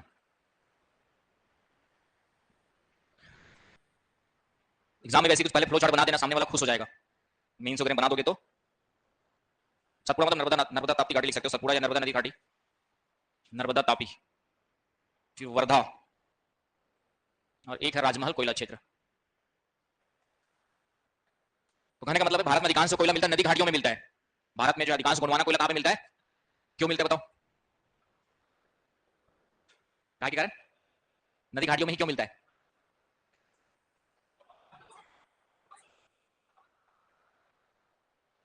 कुछ लोग दिमाग पे जोर ही नहीं देते भाई। और उधर क्लियर हो गया ना, ऊर्जा संसाधन तुम्हारा इधर क्या नाम है, कॉन्सेप्ट क्लियर हो गया ऊर्जा संसाधन वाला पूरा? आपको डाउट तो नहीं है? अभी भी डाउट है? हाँ, क्या बोल रहे हो? वो जो पिछला डाउट तो क्लियर हो गया ना? हाँ, बाकी तो आगे जो पढ़ाऊंगा तो पढ़ोगे तो आएगा डाउट, तो जिंदगी में डाउट आएगा जब तक पढ़ते रहोगे। क्या चीज? वही तो, नो स्टडी नो प्रॉब्लम, है ना। स्टडी करोगे तो प्रॉब्लम नहीं, पढ़ोगे तो प्रॉब्लम तो आएगी। चलिए समझ में आ गया। तो नदी घाटियों में इसलिए मिलता है कि जैसे वो कोयले का निर्माण कैसे हुआ था, है ना। जो गोंडवाना काल है, ये भारत का जो गोंडवाना काल, जिसको भारत के संदर्भ में गोंडवाना काल कहते हैं, ये विश्व के संबंध में इसको किसमें आता है? कार्बोनिफेरस काल में आता है।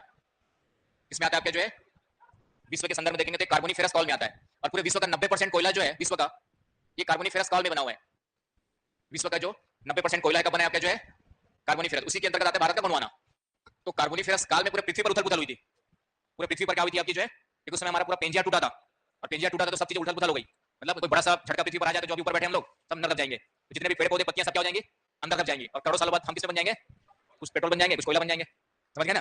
तो कोयला कैसे बनता है, हजारों करोड़ों सालों तक जब पेड़ पौधे जीव जंतु के अस्थि पंजर क्या होते हैं, दबे रहते हैं, दाब और ताप के प्रभाव से बनता है। तो डेफिनेटली पेड़ पौधे सबसे ज्यादा कहां मिलेंगे, पेड़ पौधे सबसे ज्यादा कहां पे मिलेंगे, नदियों के किनारे मिलते हैं, नदियों के आसपास मिलते हैं। तो इसलिए जब उथल पुथल हुई तो सबसे ज्यादा जो घने जंगल थे वो पेड़ नदियों के किनारे थे, वही क्या हो गया आपके दब गए नीचे, इसलिए सबसे ज्यादा कोयला कहां पे मिलता है अभी भी देखेंगे तो। आंसर क्लियर हो गया। चलिए तो अब इसमें आते हैं सबसे पहले दामोदर नदी घाटी क्षेत्र। तो सबसे ज्यादा कोयला कहां पे मिलता है, सर्वाधिक मिलता है दामोदर नदी घाटी में। तो लिखिए इसमें कौन कौन से आएगा। तो दामोदर घाटी में दो आप लोग जानते हैं वैसे तो, कौन से दो, क्या आएगा भाई, आप लोग जानते बोला इसका मतलब कुछ तो जानते ही होंगे। झारखंड का झरिया है ना, उसमें बता रहे थे ना कौन बोल रहा था, झारखंड का झरिया, ये किसमें आएगा, और वेस्ट बंगाल का रानीगंज, तो वेस्ट बंगाल का रानीगंज, ये दो क्षेत्र इसमें आते हैं मुख्य रूप से जो है, ये झारखंड और वेस्ट बंगाल के दो क्षेत्र इसमें आते हैं आपके जो है इसके अंतर्गत आते हैं। तो झरिया वाला कुकिंग कोयला है, कुकिंग मतलब खाना बनाने वाला, वैसे होता है कुकिंग कोयला, और रानीगंज वाला ये स्टीम कोयला है। इसका मतलब क्या है, कुकिंग मतलब है कि लोहा वगैरह गलाने के लिए यूज करते हैं हम लोग जो है ना, आयरन स्टील इंडस्ट्री में सबसे ज्यादा कच्चा माल यूज होता है कोयला होता है, तो लोहा वगैरह गलाने के लिए पिघलाने के लिए जो यूज करते हैं वो क्या कहलाता है, कुकिंग कोल, थोड़ा सा ज्यादा रहेंगे। स्टीम का मतलब है हम लोग ताप विद्युत उत्पन्न करते हैं, इसको भाप बना करके हम लोग क्या करते हैं, ताप विद्युत। आगे समझ में दोनों में अंतर आया कि नहीं आया भाई। तो कुकिंग कोल और स्टीम, स्टीम मतलब भाप, वाष्प, इंग्लिश में भी हिंदी में स्टीम कोल ही कहते हैं, अब हिंदी में लिखोगे तो भाप कोल या वाष्प कोल लिख सकते हैं वैसे, लेकिन स्टीम कोल ही वर्ड यूज करते हैं। तो दोनों में अंतर क्लियर हो गया। तो दामोदर घाटी क्षेत्र में कौन सा आ गया आपका, ये दो नाम लिख लेना काफी है, झारखंड और वेस्ट बंगाल, झारखंड का झरिया और वेस्ट बंगाल का रानीगंज, ये यहाँ पर मिलते हैं। दूसरा सोन नदी घाटी में कौन सा आएगा, सोन नदी घाटी में कौन सा आएगा, सोन नदी घाटी में कौन सा आएगा, एक सिंगरौली नाम सुना है, ये एमपी में और यूपी दोनों की सीमा पर है, मुख्य रूप से एमपी में है और थोड़ा सा भाग कहां मिलेगा, थोड़ा सा भाग मिलेगा यूपी में, तो एमपी यूपी की सीमा पर लिख लेना। तो यहां पर आपका मिलता है सोन नदी घाटी क्षेत्र, इसमें तातापानी, सोहागपुर, सोहागपुर, तातापानी, तातापानी छत्तीसगढ़ में, अब एमपी के साथ थोड़ा छत्तीसगढ़ लिख सकते हो वैसे, एमपी सिंगरौली एमपी और छत्तीसगढ़, सिंगरौली तो एमपी यूपी में है, इसका विस्तार थोड़ा सा इधर क्यों जाएंगे, सोन नदी कहां से निकलती है, अमरकंटक पठार से, और अमरकंटक पठार छत्तीसगढ़ मध्य प्रदेश दोनों के बॉर्डर पर है, राइट। तो सोहागपुर वगैरह मध्य प्रदेश में है, यहाँ से सिंगरौली बस याद करना काफी आप लोग के लिए, सिंगरौली क्षेत्र, तो सिंगरौली कहां पे पड़ेगा, सोन नदी घाटी में। तो सिंगरौली जो प्लेस सबसे बड़ा कोयला क्षेत्र है मध्य प्रदेश का, तो ये मध्य प्रदेश में मिलेगा, कुछ विस्तार यूपी में लिख लेना बस, ये हो गया। महानदी में कौन सा आएगा, महानदी छत्तीसगढ़ में, मुख्य रूप से कहां पर महानदी, छत्तीसगढ़ उड़ीसा, इसके अंतर्गत आ जाएंगे छत्तीसगढ़ और उड़ीसा। तो छत्तीसगढ़ में कोरबा में मिलता है कोयला, छत्तीसगढ़ में कोरबा में है, और कोरबा एक आधा नाम लिखना है तो झिलमिली, तो छत्तीसगढ़ के कोरबा और झिलमिली में है, छत्तीसगढ़ के कोरबा और झिलमिली, झिलमिली एक चिरमिरी भी है, नाम है भैया भैया, झिलमिली चिरमिरी, आ जाएगा, करना पड़ेगा, पास होना है तो, पास होने तो करना पड़ेगा ना भाई, कोई ऑप्शन थोड़ी आपका, चॉइस नहीं आपके पास। और उड़ीसा में है तालचेर, उड़ीसा में है तालचेर, तालचेर, बस दो नाम याद कर लो बहुत है। गोदावरी घाटी में आ जाओ, गोदावरी घाटी, तो गोदावरी घाटी में आ जाओ, आपका इसमें आ जाएगा, एक तेलंगाना में है, तेलंगाना पड़ेगा, महाराष्ट्र पड़ेगा, महाराष्ट्र, तेलंगाना और आंध्र प्रदेश थोड़ा सा। तो महाराष्ट्र में चंद्रपुर, एक एक नाम बता देता हूं, तेलंगाना में सिंगरेनी, ये ध्यान रखना सिंगरौली अलग है, सिंगरेनी अलग है, दोनों में कंफ्यूजन एग्जाम में होता है, खास करके प्रीलिम्स में होगा और मेंस में भी याद आएगा तो अच्छी बात है, राज्य तो नाम याद कर ही लेना कम से कम। और आंध्र प्रदेश में है कोठागुंडम, आंध्र प्रदेश में कोठागुंडम, लिख लो उधर वाले, तिरछा नहीं दिख रहा होगा ना, इधर ऊपर चढ़ रहा है तो, कोठागुंडम, कॉर्नर सीट वालों। तो ये हो गया गोदावरी घाटी में, क्लियर है। तो गोदावरी घाटी में महाराष्ट्र, तेलंगाना, आंध्र प्रदेश। फिर सतपुड़ा नदी, सॉरी कान्हा नदी घाटी, कान्हा नदी घाटी मध्य प्रदेश में पड़ेगा। नेक्स्ट जो लिखा था हमने कान्हा नदी घाटी, कान्हन और पेंच घाटी करके है, कान्हन और पेंच घाटी, तो ये मध्य प्रदेश और थोड़ा सा बाउंड्री पड़ता है महाराष्ट्र, कान्हन और पेंच घाटी मध्य प्रदेश महाराष्ट्र, इतना लिखना इसमें। फिर सतपुड़ा में आपका, सतपुड़ा घाटी में आ जाएगा आपका, सतपुड़ा घाटी में मध्य प्रदेश का, मध्य प्रदेश आ जाएगा इसमें, नर्मदा नदी घाटी, सतपुड़ा या नर्मदा नदी घाटी, नर्मदा ताप्ती घाटी। तो मध्य प्रदेश में एक स्थान है पाथर खेड़ा, वो जो घाटियां लिखाई ना उसी को बस एक एक नाम लिखा रहा है उसमें, कहाँ पे क्या, पाथर खेड़ा, पाथर, पाथर, पाथर मतलब थर। तो ये हो गया नर्मदा ताप्ती नदी घाटी। अब क्या बच गया, एक लास्ट बच गया, सॉरी दो बच गया, वर्धा घाटी। तो वर्धा घाटी महाराष्ट्र में है, दक्षिण भारत में कोयला नहीं मिलता है, थोड़ा सा लिग्नाइट मिलता है तमिलनाडु में, मिलता तो आंध्र प्रदेश में थोड़ा बहुत मिलता है। वर्धा घाटी महाराष्ट्र, वर्धा घाटी महाराष्ट्र में है। और उसके बाद राजमहल कोयला क्षेत्र जानती है आप लोग, कहां पड़ेगा, ठीक है, राजमहल कोयला क्षेत्र झारखंड, तो राजमहल वाला लास्ट जो लिख लीजिएगा झारखंड में। राजमहल वाले में ललमटिया क्षेत्र है जहां पे कोयला मिलता है, ललमटिया, ललमटिया क्षेत्र झारखंड। तो ये गोंडवाना काल का कोयला हो गया नदी घाटियों के साथ साथ। क्या होगा, क्या लड़ाई कर रहे हो? क्लियर होगा पॉइंट? तो कोयले का वितरण पूछेगा तो पहले गोंडवाना काल का कोयला, सब नदी घाटी के नाम के आधार पर आराम से याद हो जाएगा। अब बच गया इधर लिग्नाइट वाला, तो लिग्नाइट में आ जाओ, टर्सरी काल। तो टर्सरी काल का जो कोयला है नवीन कोयला है, तो नवीन है तो कच्चा मिलेगा, कच्चा मिलेगा तो थोड़ा सा लिग्नाइट बना मिलता है। और लिग्नाइट सबसे ज्यादा मिलता है तमिलनाडु में, सबसे ज्यादा कहां मिलता है? तमिलनाडु का नेवेली क्षेत्र फेमस है, नेवेली, सॉरी, तमिलनाडु का नेवेली क्षेत्र, यहाँ पे कोयला मिलता है। और इसके अलावा एक मन्नार गुंडी करके भी है, मन्नार गुंडी या मन्नार गुड़ी, मन्नार गुड़ी है। तो तमिलनाडु में सबसे ज्यादा लिग्नाइट कोयला यहाँ पे मिलता है, सर्वाधिक लिख लेना, सर्वाधिक लिग्नाइट कहां मिलेगा? तमिलनाडु में। और तमिलनाडु में दो नाम याद रखना है, नेवेली और, नेवेली और मन्नारगुड़ी, मन्नारगुड़ी, मन्नारगुड़ी। और उसके बाद दूसरा दूसरा लिग्नाइट क्षेत्र है राजस्थान में। तो राजस्थान में भी कोयला थोड़ा बहुत मिलता है, पलना करके है, पलना या पालना, पलना है बीकानेर डिस्ट्रिक्ट में, पालना है। अब वही है, PALANA है, पलना ही है, वैसे बोलते पलना हिंदी में। तो यहां पर कुछ कोयले के निक्षेप मिलते हैं, तो ये हो गया लिग्नाइट। तो इस तरीके से आपका ये हो गया कोयला संसाधन, कोयला कहां कहां मिलता है और क्यों मिलता है। Clear point? अब आ जाएगा पेट्रोल और गैस। तो पेट्रोल और गैस के पहले ब्रेक चाहिए, 4 बजे तक पढ़ेंगे आज। हाँ, टेस्ट है कितने बजे? ठीक है।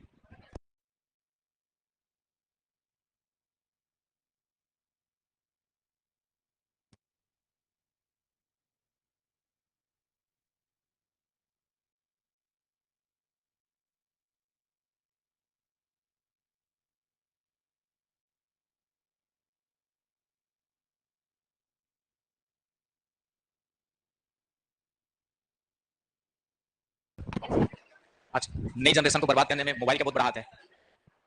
हाँ, बनाने में भी है। हाँ, चीजों का यूज कैसे करते हो खुद पे डिपेंड करता है ना। यदि सही तरीके से यूज कर रहे हो तो बनाने में हाथ होगा, और यदि गलत तरीके से यूज कर रहे हो तो बिगाड़ने में हाथ होगा। तो किसी वस्तु का यूज हमारे ऊपर डिपेंड करता है, अच्छा करे या बुरा करे। तो फिर भी स्टूडेंट लाइफ में मुझे लगता है फेसबुक इंस्टाग्राम अनइंस्टॉल कर दो तो बाकी फोन काम पे। उसके बाद व्हाट्सएप लिमिटेशंस में घर वालों से बात करने में वो सब उतना काफी है। तो उससे ज्यादा कर रहे हो तो फिर बात करने के लिए काफी है मोबाइल। क्या हुआ, मोबाइल नहीं मिल रहे? क्या नहीं मिल रहे? चलिए अब आते तेल संसाधन, पेट्रोलियम गैस।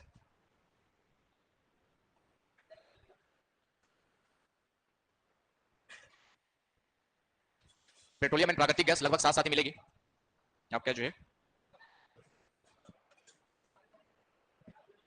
तो इसको देखेंगे सबसे पहले, दो तीन क्षेत्र है आपका। असम, असम वाला क्षेत्र, असम का तेल क्षेत्र असम में है। दूसरा गुजरात, असम तेल क्षेत्र, गुजरात तेल क्षेत्र ये है। फिर आपका मुंबई हाई,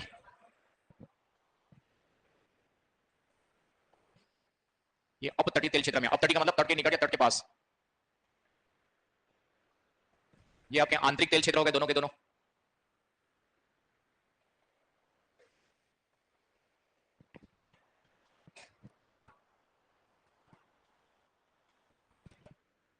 ठीक है, इसके अलावा कहा गया, आराम से आराम से आराम से आराम से आराम से, मुझे दिमाग लगाने दो। घबराए मत, मतलब घबराओ मत, आराम दिमाग लगाने दिया करो। ठीक है, घबराने के बाद काम नहीं होता है।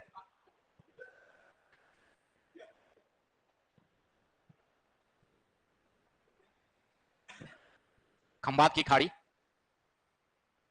एवं कच्छ की खाड़ी वाला क्षेत्र, तो ये भी अपतटी में आएगा। ये भी आपका जो है अपतटीय क्षेत्र में आ जाएगा। तो खंबात में ही मिलता है, कच्छ में तो नहीं मिलता वैसे। खंबात की खाड़ी।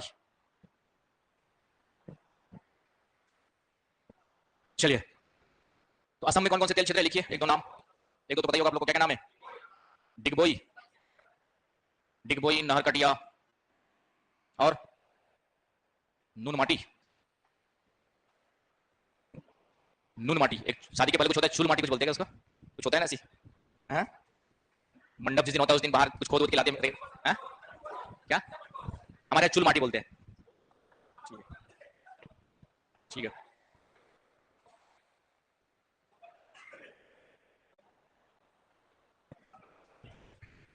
ठीक है, तो चार नाम।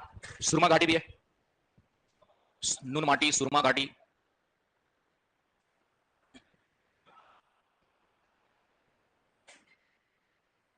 इसके अलावा असम में लखवा सागर, आपका जो है लखवा, लखवा, रुद्र सागर, तो ये सब तेल क्षेत्र है आपके। तो असम तेल क्षेत्र में इनमें से जितना नाम याद आ जाए एग्जाम में ना लिख देना, पूरा याद आ जाएगा। पानी खत्म हो गया?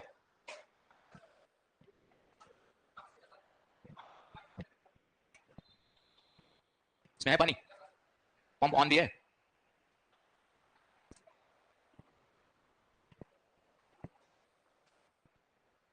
चलिए,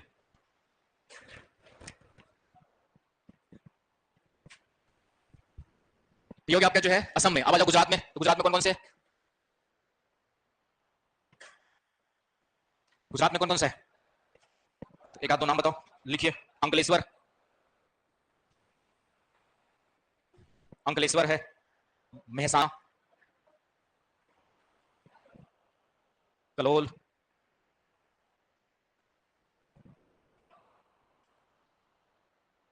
ठीक है, तीन चार नाम काफी है।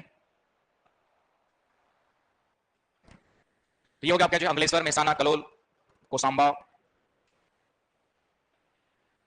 तो तीन चार नाम है, इसमें एग्जाम में एक दो नाम तो याद ही जाएंगे। तो ये हो गया आपके जो है, और भारत का सबसे बड़ा है मुंबई हाई। तो सबसे ज्यादा भारत में तेल कहां मिलता है? तो इस मुंबई हाई में मिलता है, मुंबई हाई। और इसी के पास में है, मुंबई हाई के पास में बसाई तेल क्षेत्र। मुंबई हाई आपका यहां पर मिलेगा, ये मुंबई हाई है।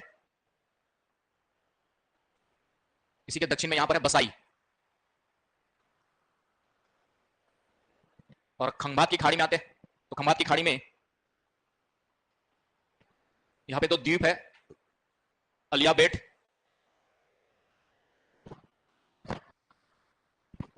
और दूसरा आपका खड़िया बेट। अलिया बेट और खड़िया बेट।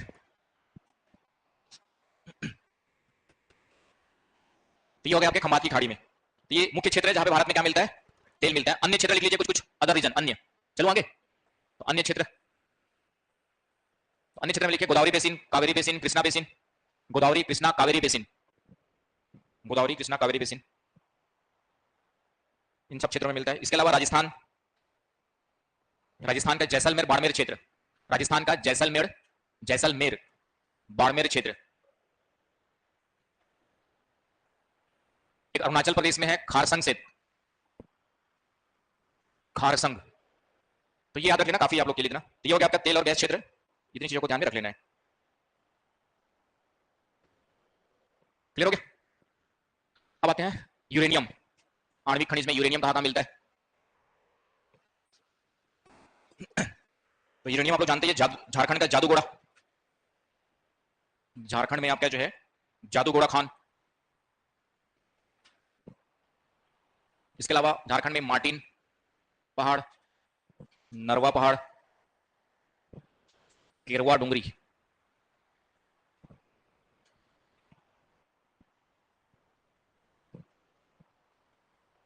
तो झारखंड में मिलता है। इसके अलावा राजस्थान में थोड़ा बहुत, तो राजस्थान में अजमेर, उदयपुर डिस्ट्रिक्ट में।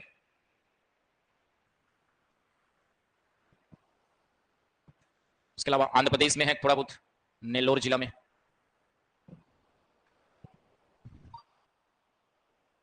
यूरेनियम के बाकी बिहार में जो कुछ आठ आठ बिहार के साथ पढ़ लेंगे। इसके अयस्क का नाम क्या है? पिंच ब्लेड और यूरेनाइट। यूरेनियम के जो अयस्क है वो पिंच ब्लेड और यूरेनाइट।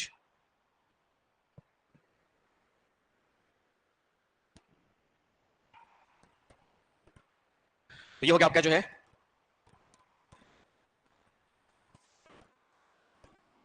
चलिए हो गया। तो ये हो गया आपका यूरेनियम। उसके बाद आ जाओ थोरियम। तो थोरियम का अयस्क है मोनाजाइट,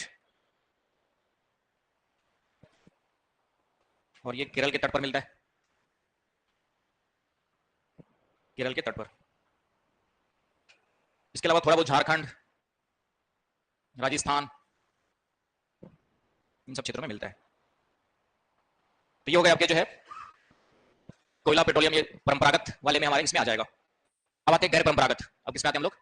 गैर परंपरागत।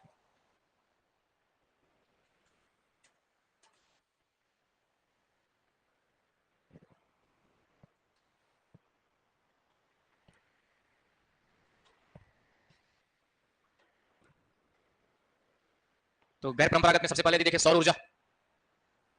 तो भारत में सौर ऊर्जा की संभावना क्यों है? क्योंकि उष्णकटिबंधीय देश है, कर्क रेखा भारत के बीचों बीच से होकर के गुजरती है।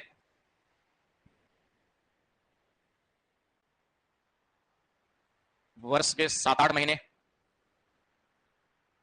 आसमान क्या होता है हमारा? साफ होता है। तो भारत में सौर ऊर्जा की संभावना क्यों है? तो उष्णकटिबंधीय देश है भारत। वर्ष के अधिकांश समय में, महीने में क्या होता है आपका? 7-8 महीने मौसम क्या होता है? आसमान साफ होता है, कर्क रेखा बीचों बीच से गुजरती है, इसलिए पर्याप्त सौर ऊर्जा की संभावना है, उसका विकास हम लोग कर ही रहे।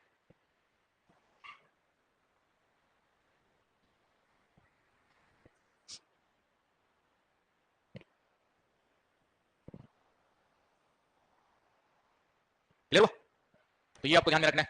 कहां पे संभावना ज्यादा है? तो पूरे दक्षिण, पूरे भारत में, वैसे तो खास करके पश्चिमी भारत, दक्षिणी भारत, मध्य भारत, तो सिर्फ उत्तर के कुछ राज्यों को छोड़ दो जहां पे, तो सभी जगह वैसे तो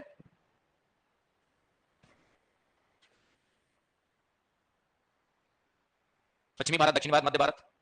उत्तरी भारत में बस एक तो 4-5 महीने वर्षा के ऋतु को छोड़ दो, और उत्तरी भारत में कुछ ठंड के समय की जो ऋतु को छोड़ दिया जाए, तो इस तरीके से पूरे भारत में तो कहीं ना कहीं सौर ऊर्जा की संभावना है। इसके लिए भारत क्या कर रहा है? सौर पैनल बना करके, सौर पैनल, सौर सेल के माध्यम से हम लोग क्या करते हैं, आपके जो है ऊर्जा, सौर ऊर्जा को क्या करें? बढ़ावा दे रहे हैं। और अंतरराष्ट्रीय स्तर के संगठनों, अंतरराष्ट्रीय सौर संगठन का भाग है हम लोग, तो इस तरीके से, तो क्या चीज, तो इस तरीके से सौर ऊर्जा की संभावना पर्याप्त है।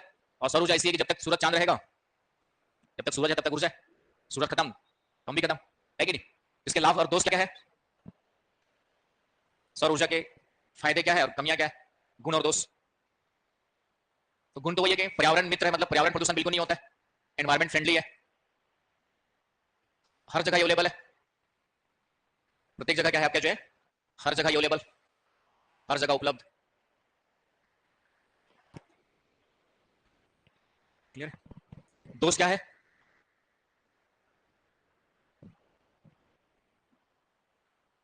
एक तो महंगी अभी भी जो है, दूसरा वर्षा ऋतु, भूकंप आया, वर्षा ऋतु और शीत ऋतु में कहीं ना कहीं जो है थोड़ा सा, और रख रखाव की समस्या, मेंटेनेंस, क्या हो गया? तो ये 3-4 पॉइंट महंगी है अभी भी जो है, वर्षा ऋतु, शीत ऋतु में उस समय प्रॉब्लम जाएगी, रख रखाव की समस्या, मेंटेन करने, मेंटेनेंस, सौर पैनल वगैरह खराब हो गए तो फिर उसका तकनीकी सलाहकार अभी भी महंगी है। हाँ, अब सौर पैनल जरूरी नहीं, कृषि भूमि करके जगह देखे छत के ऊपर कहीं भी लगा सकते हो। पवन ऊर्जा के लिए रहता है थोड़ा सा, पवन यहाँ उसके लिए जो है, अभी तो अपनी चॉइस से कहा रखना है, बंजर भूमि भी लगा सकते हो, खाली वहां लगाओ, कृषि भूमि लगाने कौन बोल रहे हैं? हाँ, राजस्थान में क्या? हाँ ठीक है, राजस्थान वगैरह में है ना, पश्चिमी भारत लिखा ना, पश्चिम भारत तो राजस्थान गुजरात सब आ जाएगा। चलिए, तो ये हो गया आपका सौर ऊर्जा के बारे में कि सौर ऊर्जा है क्या, सौर ऊर्जा से हमें क्या फायदे, क्या नुकसान है, थोड़ा दो लाइन लिख दोगे तो आपका काम हो जाएगा, है ना? भारत में संभावना क्या है सौर ऊर्जा की, तो ये जानती हैं आप लोग संभावना क्या है, तो ये कुछ क्वेश्चन जो आएगा तो सौर ऊर्जा की संभावना पूछेगा। इसके बाद पवन ऊर्जा, तो पवन ऊर्जा, पवन चक्की लगाई जाती है इसके लिए, पवन चक्कियों से टरबाइन चला करके, तो 45,000 से अधिक भारत में जो संभावना है, 45,000 मेगावाट से अधिक की संभावना।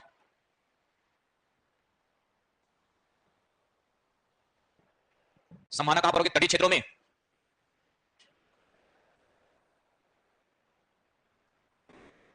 पश्चिमी राजस्थान वगैरह में, पश्चिमी भारत।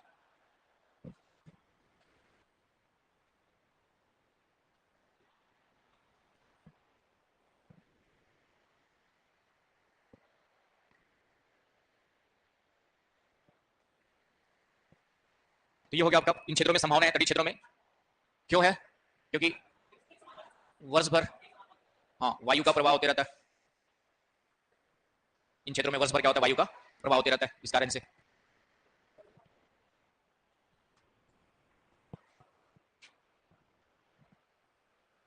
तमिलनाडु में एक मुप मंडल जगह है जहां पर बहुत बड़ा पवन चक्की लगाया गया, तमिलनाडु में मुप मंडल, यहां पर जो है एक पवन चक्की अच्छी खासी लगी हुई है। और भी है बहुत सारे क्षेत्र है, वेस्ट बंगाल में दुर्गाद्वानी क्षेत्र, दुर्गाद्वानी, वेस्ट बंगाल, ये सब पवन चक्की वाले क्षेत्र है, कुछ एक दो नाम। महाराष्ट्र में सतारा फेमस है, सतारा क्षेत्र में पवन चक्की है, महाराष्ट्र में सतारा, सतारा जिलों में। क्या हो गया? कुछ पवन चक्की का नाम लिखा था, मुप मंडल पवन चक्की, नाम तो वैसे ही है मुप मंडल, नाम तो वही है, तो वही लिखना ही पड़ेगा मुझे, ठीक है? मुप मंडल, सतारा, सतारा कहाँ रहेगा, यहाँ लिखा है तो कौन सा राज्य आएगा? हाँ, तो कुछ इसको भी लगाओ भाई। सतारा, दुर्गाद्वानी वेस्ट बंगाल, राइट। तो ये सब क्षेत्र जहां पे पवन चक्की वगैरह ऊर्जा उत्पादन वगैरह के लिए, ठीक है। राजस्थान वगैरह में भी क्या नाम है, कुछ याद है? नहीं याद है, चलिए सूरतगढ़ फार्म वगैरह में लगाया शायद। चलिए इतना काफी, 2-3-4 नाम। तो ये हो गया आपके पवन ऊर्जा के बारे में। बाकी प्रीलिम्स वगैरह में कुछ पढ़ोगे तुम लोग भी, तो जो ज्ञान बढ़ते जाएगा उसको डालते जाना है। इतना भी ज्ञान से एग्जाम में लिख दोगे इतना ही याद आ जाए पहले तो मेंस में। ये हो गया पवन ऊर्जा। पवन ऊर्जा के लाभ प्लस फायदे और नुकसान क्या है? पवन ऊर्जा के पॉजिटिव और नेगेटिव। तो पॉजिटिव ये भी है, पर्यावरण मित्र है। आपके जो है नेगेटिव में आपका एक तो बहुत ज्यादा भूमि चाहिए होगी, आपके विस्तृत भूमि चाहिए होती है पवन चक्की लगाने के लिए, विस्तृत खुला क्षेत्र चाहिए। और दूसरा पक्षियों को नुकसान होता है। पर्यावरण मित्र,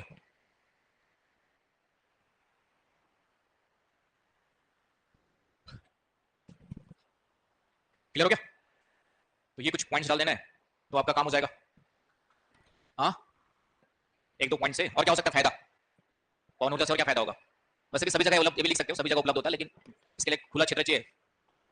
हाँ, तो उसमें प्लस डाल दीजिए investment, one time investment, one time investment. तो ये सब पॉइंट हो गया आपके पवन ऊर्जा के बारे में। अब आते हैं हम लोग कौन सा था, नेक्स्ट कौन सा है? नेक्स्ट कौन सा पवन ऊर्जा के बाद? भूतापीय ऊर्जा। ये क्या होती है? क्या होती है भूतापीय ऊर्जा? गर्म पानी के झरने, झरने देखा होगा ना आपके बिहार में भी तो है, मुंगेर डिस्ट्रिक्ट, राजगिरी वगैरह में गर्म पानी के झरने। पटना में क्या देखने लायक? क्या? इस्वान टेम्पल, कितना दूर है यहाँ से? आए हैं तो अगली बार मौका कम मिलेगा पता नहीं, लेकिन आए तो घूम ही ले।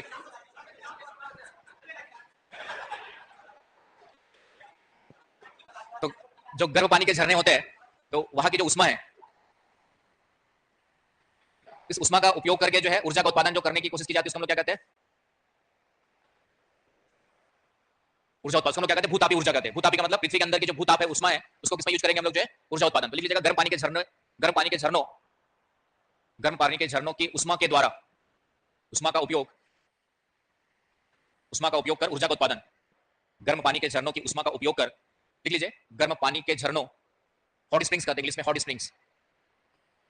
गर्म पानी के झरनों की उष्मा का उपयोग कर ऊर्जा का उत्पादन, उसको हम लोग क्या कहते हैं आपके जो है? तो भारत में 2-3 फेमस है, जैसे आपका मणिकरण, नाम सुना है? नहीं सुना, इसका मतलब पढ़ा नहीं अभी। मणिकरण कहां पर है? हिमाचल प्रदेश में। ये गर्म जल स्रोत है आपका मणिकरण, यहाँ पे हॉट स्प्रिंग मिलता है। और ये छठी क्लास के, छठी या 7वीं क्लास के एनसीईआरटी में दिया हुआ है।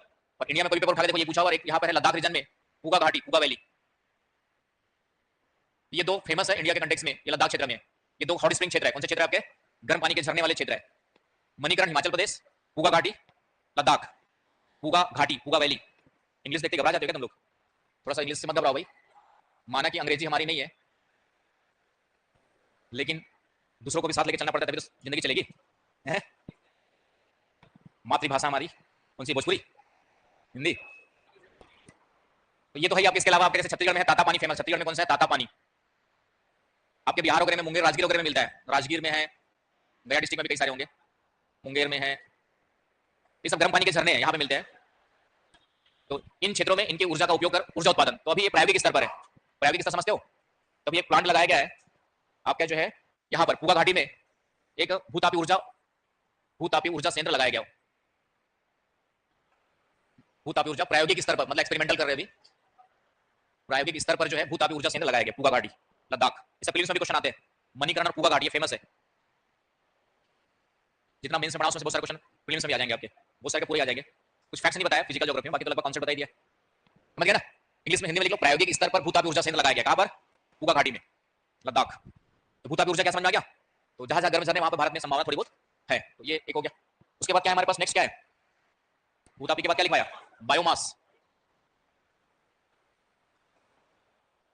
तो बायोमास का मतलब क्या समझते हो? पहले तो ये बता दो। हिंदी में जैव भार भी बोल देते हैं।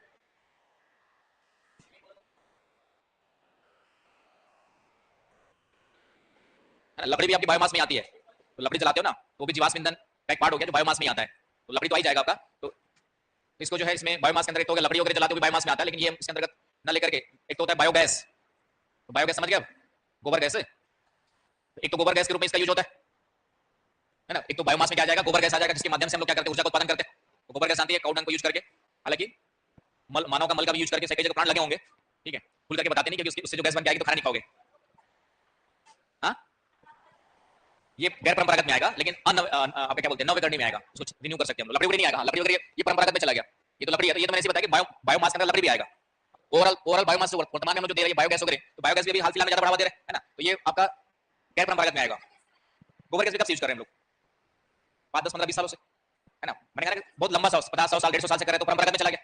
जिसको हम 40, 50 सालों से बढ़ावा दे रहे हैं, तो किसमें आएगा आपका गैर परंपरागत। तो समय को कॉन्सेप्ट ध्यान रखना, समय। तो गोबर गैस हम ऐसे बहुत पहले से कर रहे हैं। मुझे याद है कि मेरे ख्याल से 90 2000 के बाद से हम लोग यूज कर बढ़ावा दे रहे हैं। मैं छोटा था तब से गोबर गैस कुछ लगना स्टार्ट हुए थे, छोटे प्लांट्स, तो 30-40 साल हो गए आपके जो। तो बायोमास में एक तो ये आता है, दूसरा बायोमास में हम लोग जितने भी जीव जंतु वनस्पतियों के जो अवशिष्ट है उसके उपयोग कर, और वो बायोमास को जैव भार भी बोलते हैं। मैंने कहा हिंदी में इंग्लिश वर्ड बायोमास है, बायोमास भी बोल देते हैं, हिंदी में जैव भार भी बोल देते हैं। क्लियर हुआ। तो मैंने कहा ये ना लिख के आ जाए, ये नहीं लिखा जैव भार ऊर्जा क्या होती है, तो फिर उसमें बोलोगे जाने सर ने बताया नहीं था, तो इसे मैंने बता दिया। यहाँ पे मैं डिवाइड कर रहा हूँ बायोमास के अंतर्गत। एक तो बायोगैस यूज करते हैं हम लोग, ये बायोमास एनर्जी का एक पार्ट है। आगे बात समझ में। लकड़ी भी पार्ट थी, लेकिन लकड़ी को हम लोग बहुत परंपरागत बहुत पुराने से यूज कर रहे हैं, जिसके गैर परंपरागत में नहीं डालेंगे। लेकिन लकड़ी भी क्या है, वनस्पति का अवशेष ही आपके जला के काम करते हैं, जीवाश्म ईंधन बोल देते हैं। जीवाश्म ईंधन का मतलब क्या हुआ, वो जीवों के अवशेष का जो भी ईंधन यूज करेंगे वो जीवाश्म ईंधन हो गया। गोबर भी क्या है, जीवों का अवशेष ही है, तो भी एक जीवाश्म ईंधन में प्रकार में आ जाएगा, लेकिन गैर परंपरागत में आएगा। ये किसमें आएगा, गैर परंपरागत। हाँ, लेकिन इधर जो यूज करें जैविक अपशिष्ट, जो जैविक अपशिष्ट होते हैं, जैविक अपशिष्ट, तो इसका उपयोग करके भी ऊर्जा उत्पादन किया जाता है। जैविक अपशिष्टों से ऊर्जा का उत्पादन, जैविक अपशिष्ट में क्या क्या आएगा, इससे भी ऊर्जा बनाते हैं हम लोग। जैसे मैंने कहा घर से जो कचरा निकलता है, जैविक कचरा, बायो वेस्ट कहते हैं हम लोग जो है, उससे भी ऊर्जा का उत्पादन हो सकता है, बायो वेस्ट। इसके अलावा जो है धान की भूसी, जैसे धान की भूसी से भी ऊर्जा का उत्पादन किया जा सकता है। एक प्लांट लगाया गया धान की भूसी से, जल खेरी पंजाब में, जल खेरी पंजाब में है, यहाँ पे धान की भूसी से ऊर्जा उत्पादन का प्लांट लगाया गया है। जल खेरी में जो है धान की भूसी से ऊर्जा उत्पादन के लिए क्या किया गया, प्लांट लगाया गया। आगे बात समझ में मेरी नहीं आ रही है, समझ रहे ना। बायोमास में, तो बायोमास मतलब जीव जंतु वनस्पतियों का यूज करके जो भी ऊर्जा हम प्राप्त करेंगे वो सब बायोमास में आ जाएगी। तो एक तो परंपरागत में जाएंगे तो लकड़ी वकड़ी भी बायोमास का ही पार्ट है, और बाकी गैर परंपरागत में इनको बढ़ावा दे रहे हैं, बायोगैस, जैविक अपशिष्ट के द्वारा, है ना। इन सबको वर्तमान में हम लोग क्या कर रहे हैं। हाँ, कुछ बोल रहे कोई, समझ में आ रहा है कॉन्सेप्ट, क्लियर कर लो। प्रीलिम्स में क्वेश्चन आएगा, मेंस में तो बच जाओगे, एक लाइन लिख के निकल लोगे, लेकिन प्रीलिम्स में आएगा तो कॉन्सेप्ट क्लियर नहीं रहेगा तो फिर गड़बड़ करोगे कुछ ना कुछ। आया समझ में। तो ये आपका, तो वर्तमान में तो हम लोग जो घर से कचरा निकलता है, इसलिए आपका क्या होता है, घर से कचरा निकलता है उसको अलग अलग एडवर्टाइजमेंट देखा होगा। हमारे जैसे नगर निगम के द्वारा 3 डब्बे कचरे, गीला कचरा, सूखा कचरा, ठीक है, और अलग अलग स्तर करके देने के लिए कहा जाता है। जैसे हमारे छत्तीसगढ़ में अंबिकापुर जिला है, वहाँ का नगर निगम बहुत अच्छे से काम कर रहा है, पूरे विश्व की संस्थाएं उसको अध्ययन करने आ रही है। तो उन लोग क्या किया, पूरा कचरा जो आता है उसको अलग छाट देते हैं, जो लोहा लंकड़े अलग कर दिए, जो घास फूस टाइप के जो जैविक अलग कर देते हैं, उससे ऊर्जा उत्पादन करते हैं, ठीक है, उसको रिसाइकिल करते हैं, प्लास्टिक अलग कर देते हैं। तो ये अंबिकापुर नगर निगम ने अच्छे से काम किया हुआ है, और उसके बहुत सारे वहाँ पे महिलाएं काम करती है, स्वयं संस्थाएं काम करती है, और उसको द्वारा बहुत अच्छा वहाँ पे काम किया गया, तो विश्व की संस्थाएं उसको अध्ययन कर रही है वर्तमान में।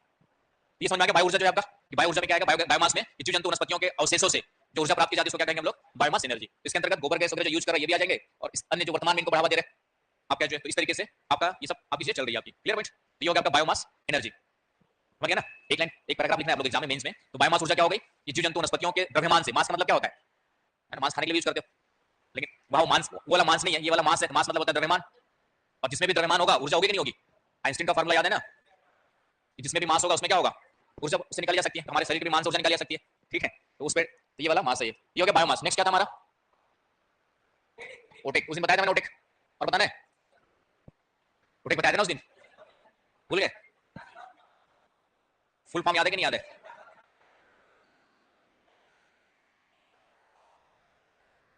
ये पे लिख लो, फिर से क्या उल्टा रहे हो, अब पढ़ाई रहा हूं तो लिख ही लो। तो ये हो गया आपका जो है ओटेक का फुल फॉर्म। और इसके लिए मैंने कहा था ओटेक ऊर्जा क्या होती है, ये वाला डायग्राम बनवाया था, याद आ रहा है कुछ, 200 मीटर, 1000 मीटर, और नीचे गहराई। तो ये आपकी गर्म जल की परत है, ये आपकी ठंडी जल की परत है। इन दोनों के बीच का ये वाला क्षेत्र क्या कहलाता है आपका जो है, थर्मोक्लाइन। हिंदी में कहते हैं ताप प्रवणता।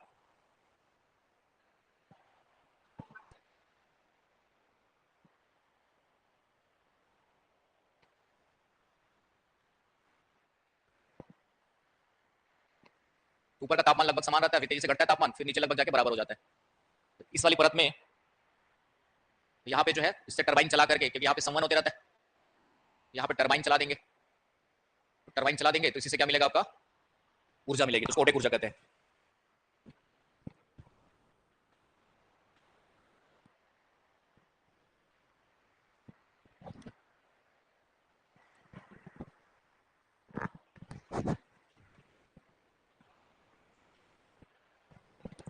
चले तो समझ में आ गया ओटेक ऊर्जा कि जो समुद्री जल के तापमान में जो अंतर होता है तो उसके द्वारा टरबाइन चला करके ऊर्जा का उत्पादन, तो उसको हम लोग क्या कहेंगे आपके जो है ओटेक ऊर्जा कहते हैं। तो ये भी एक्सपेरिमेंटल बेसिस पे तमिलनाडु का एक नाम बताया था मैंने, कुलशेखर पत्तनम, कुलशेखर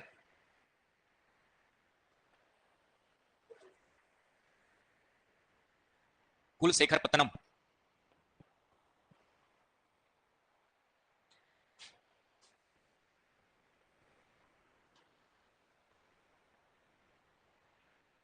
क्लियर हो गया?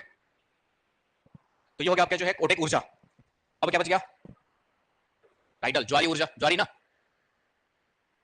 तो ज्वार क्या होता है? हाँ ज्वार और भाटा होता है, ऐसे लिखोगे तो काम चल जाएगा। ज्वार भाटा की परिभाषा बताओ।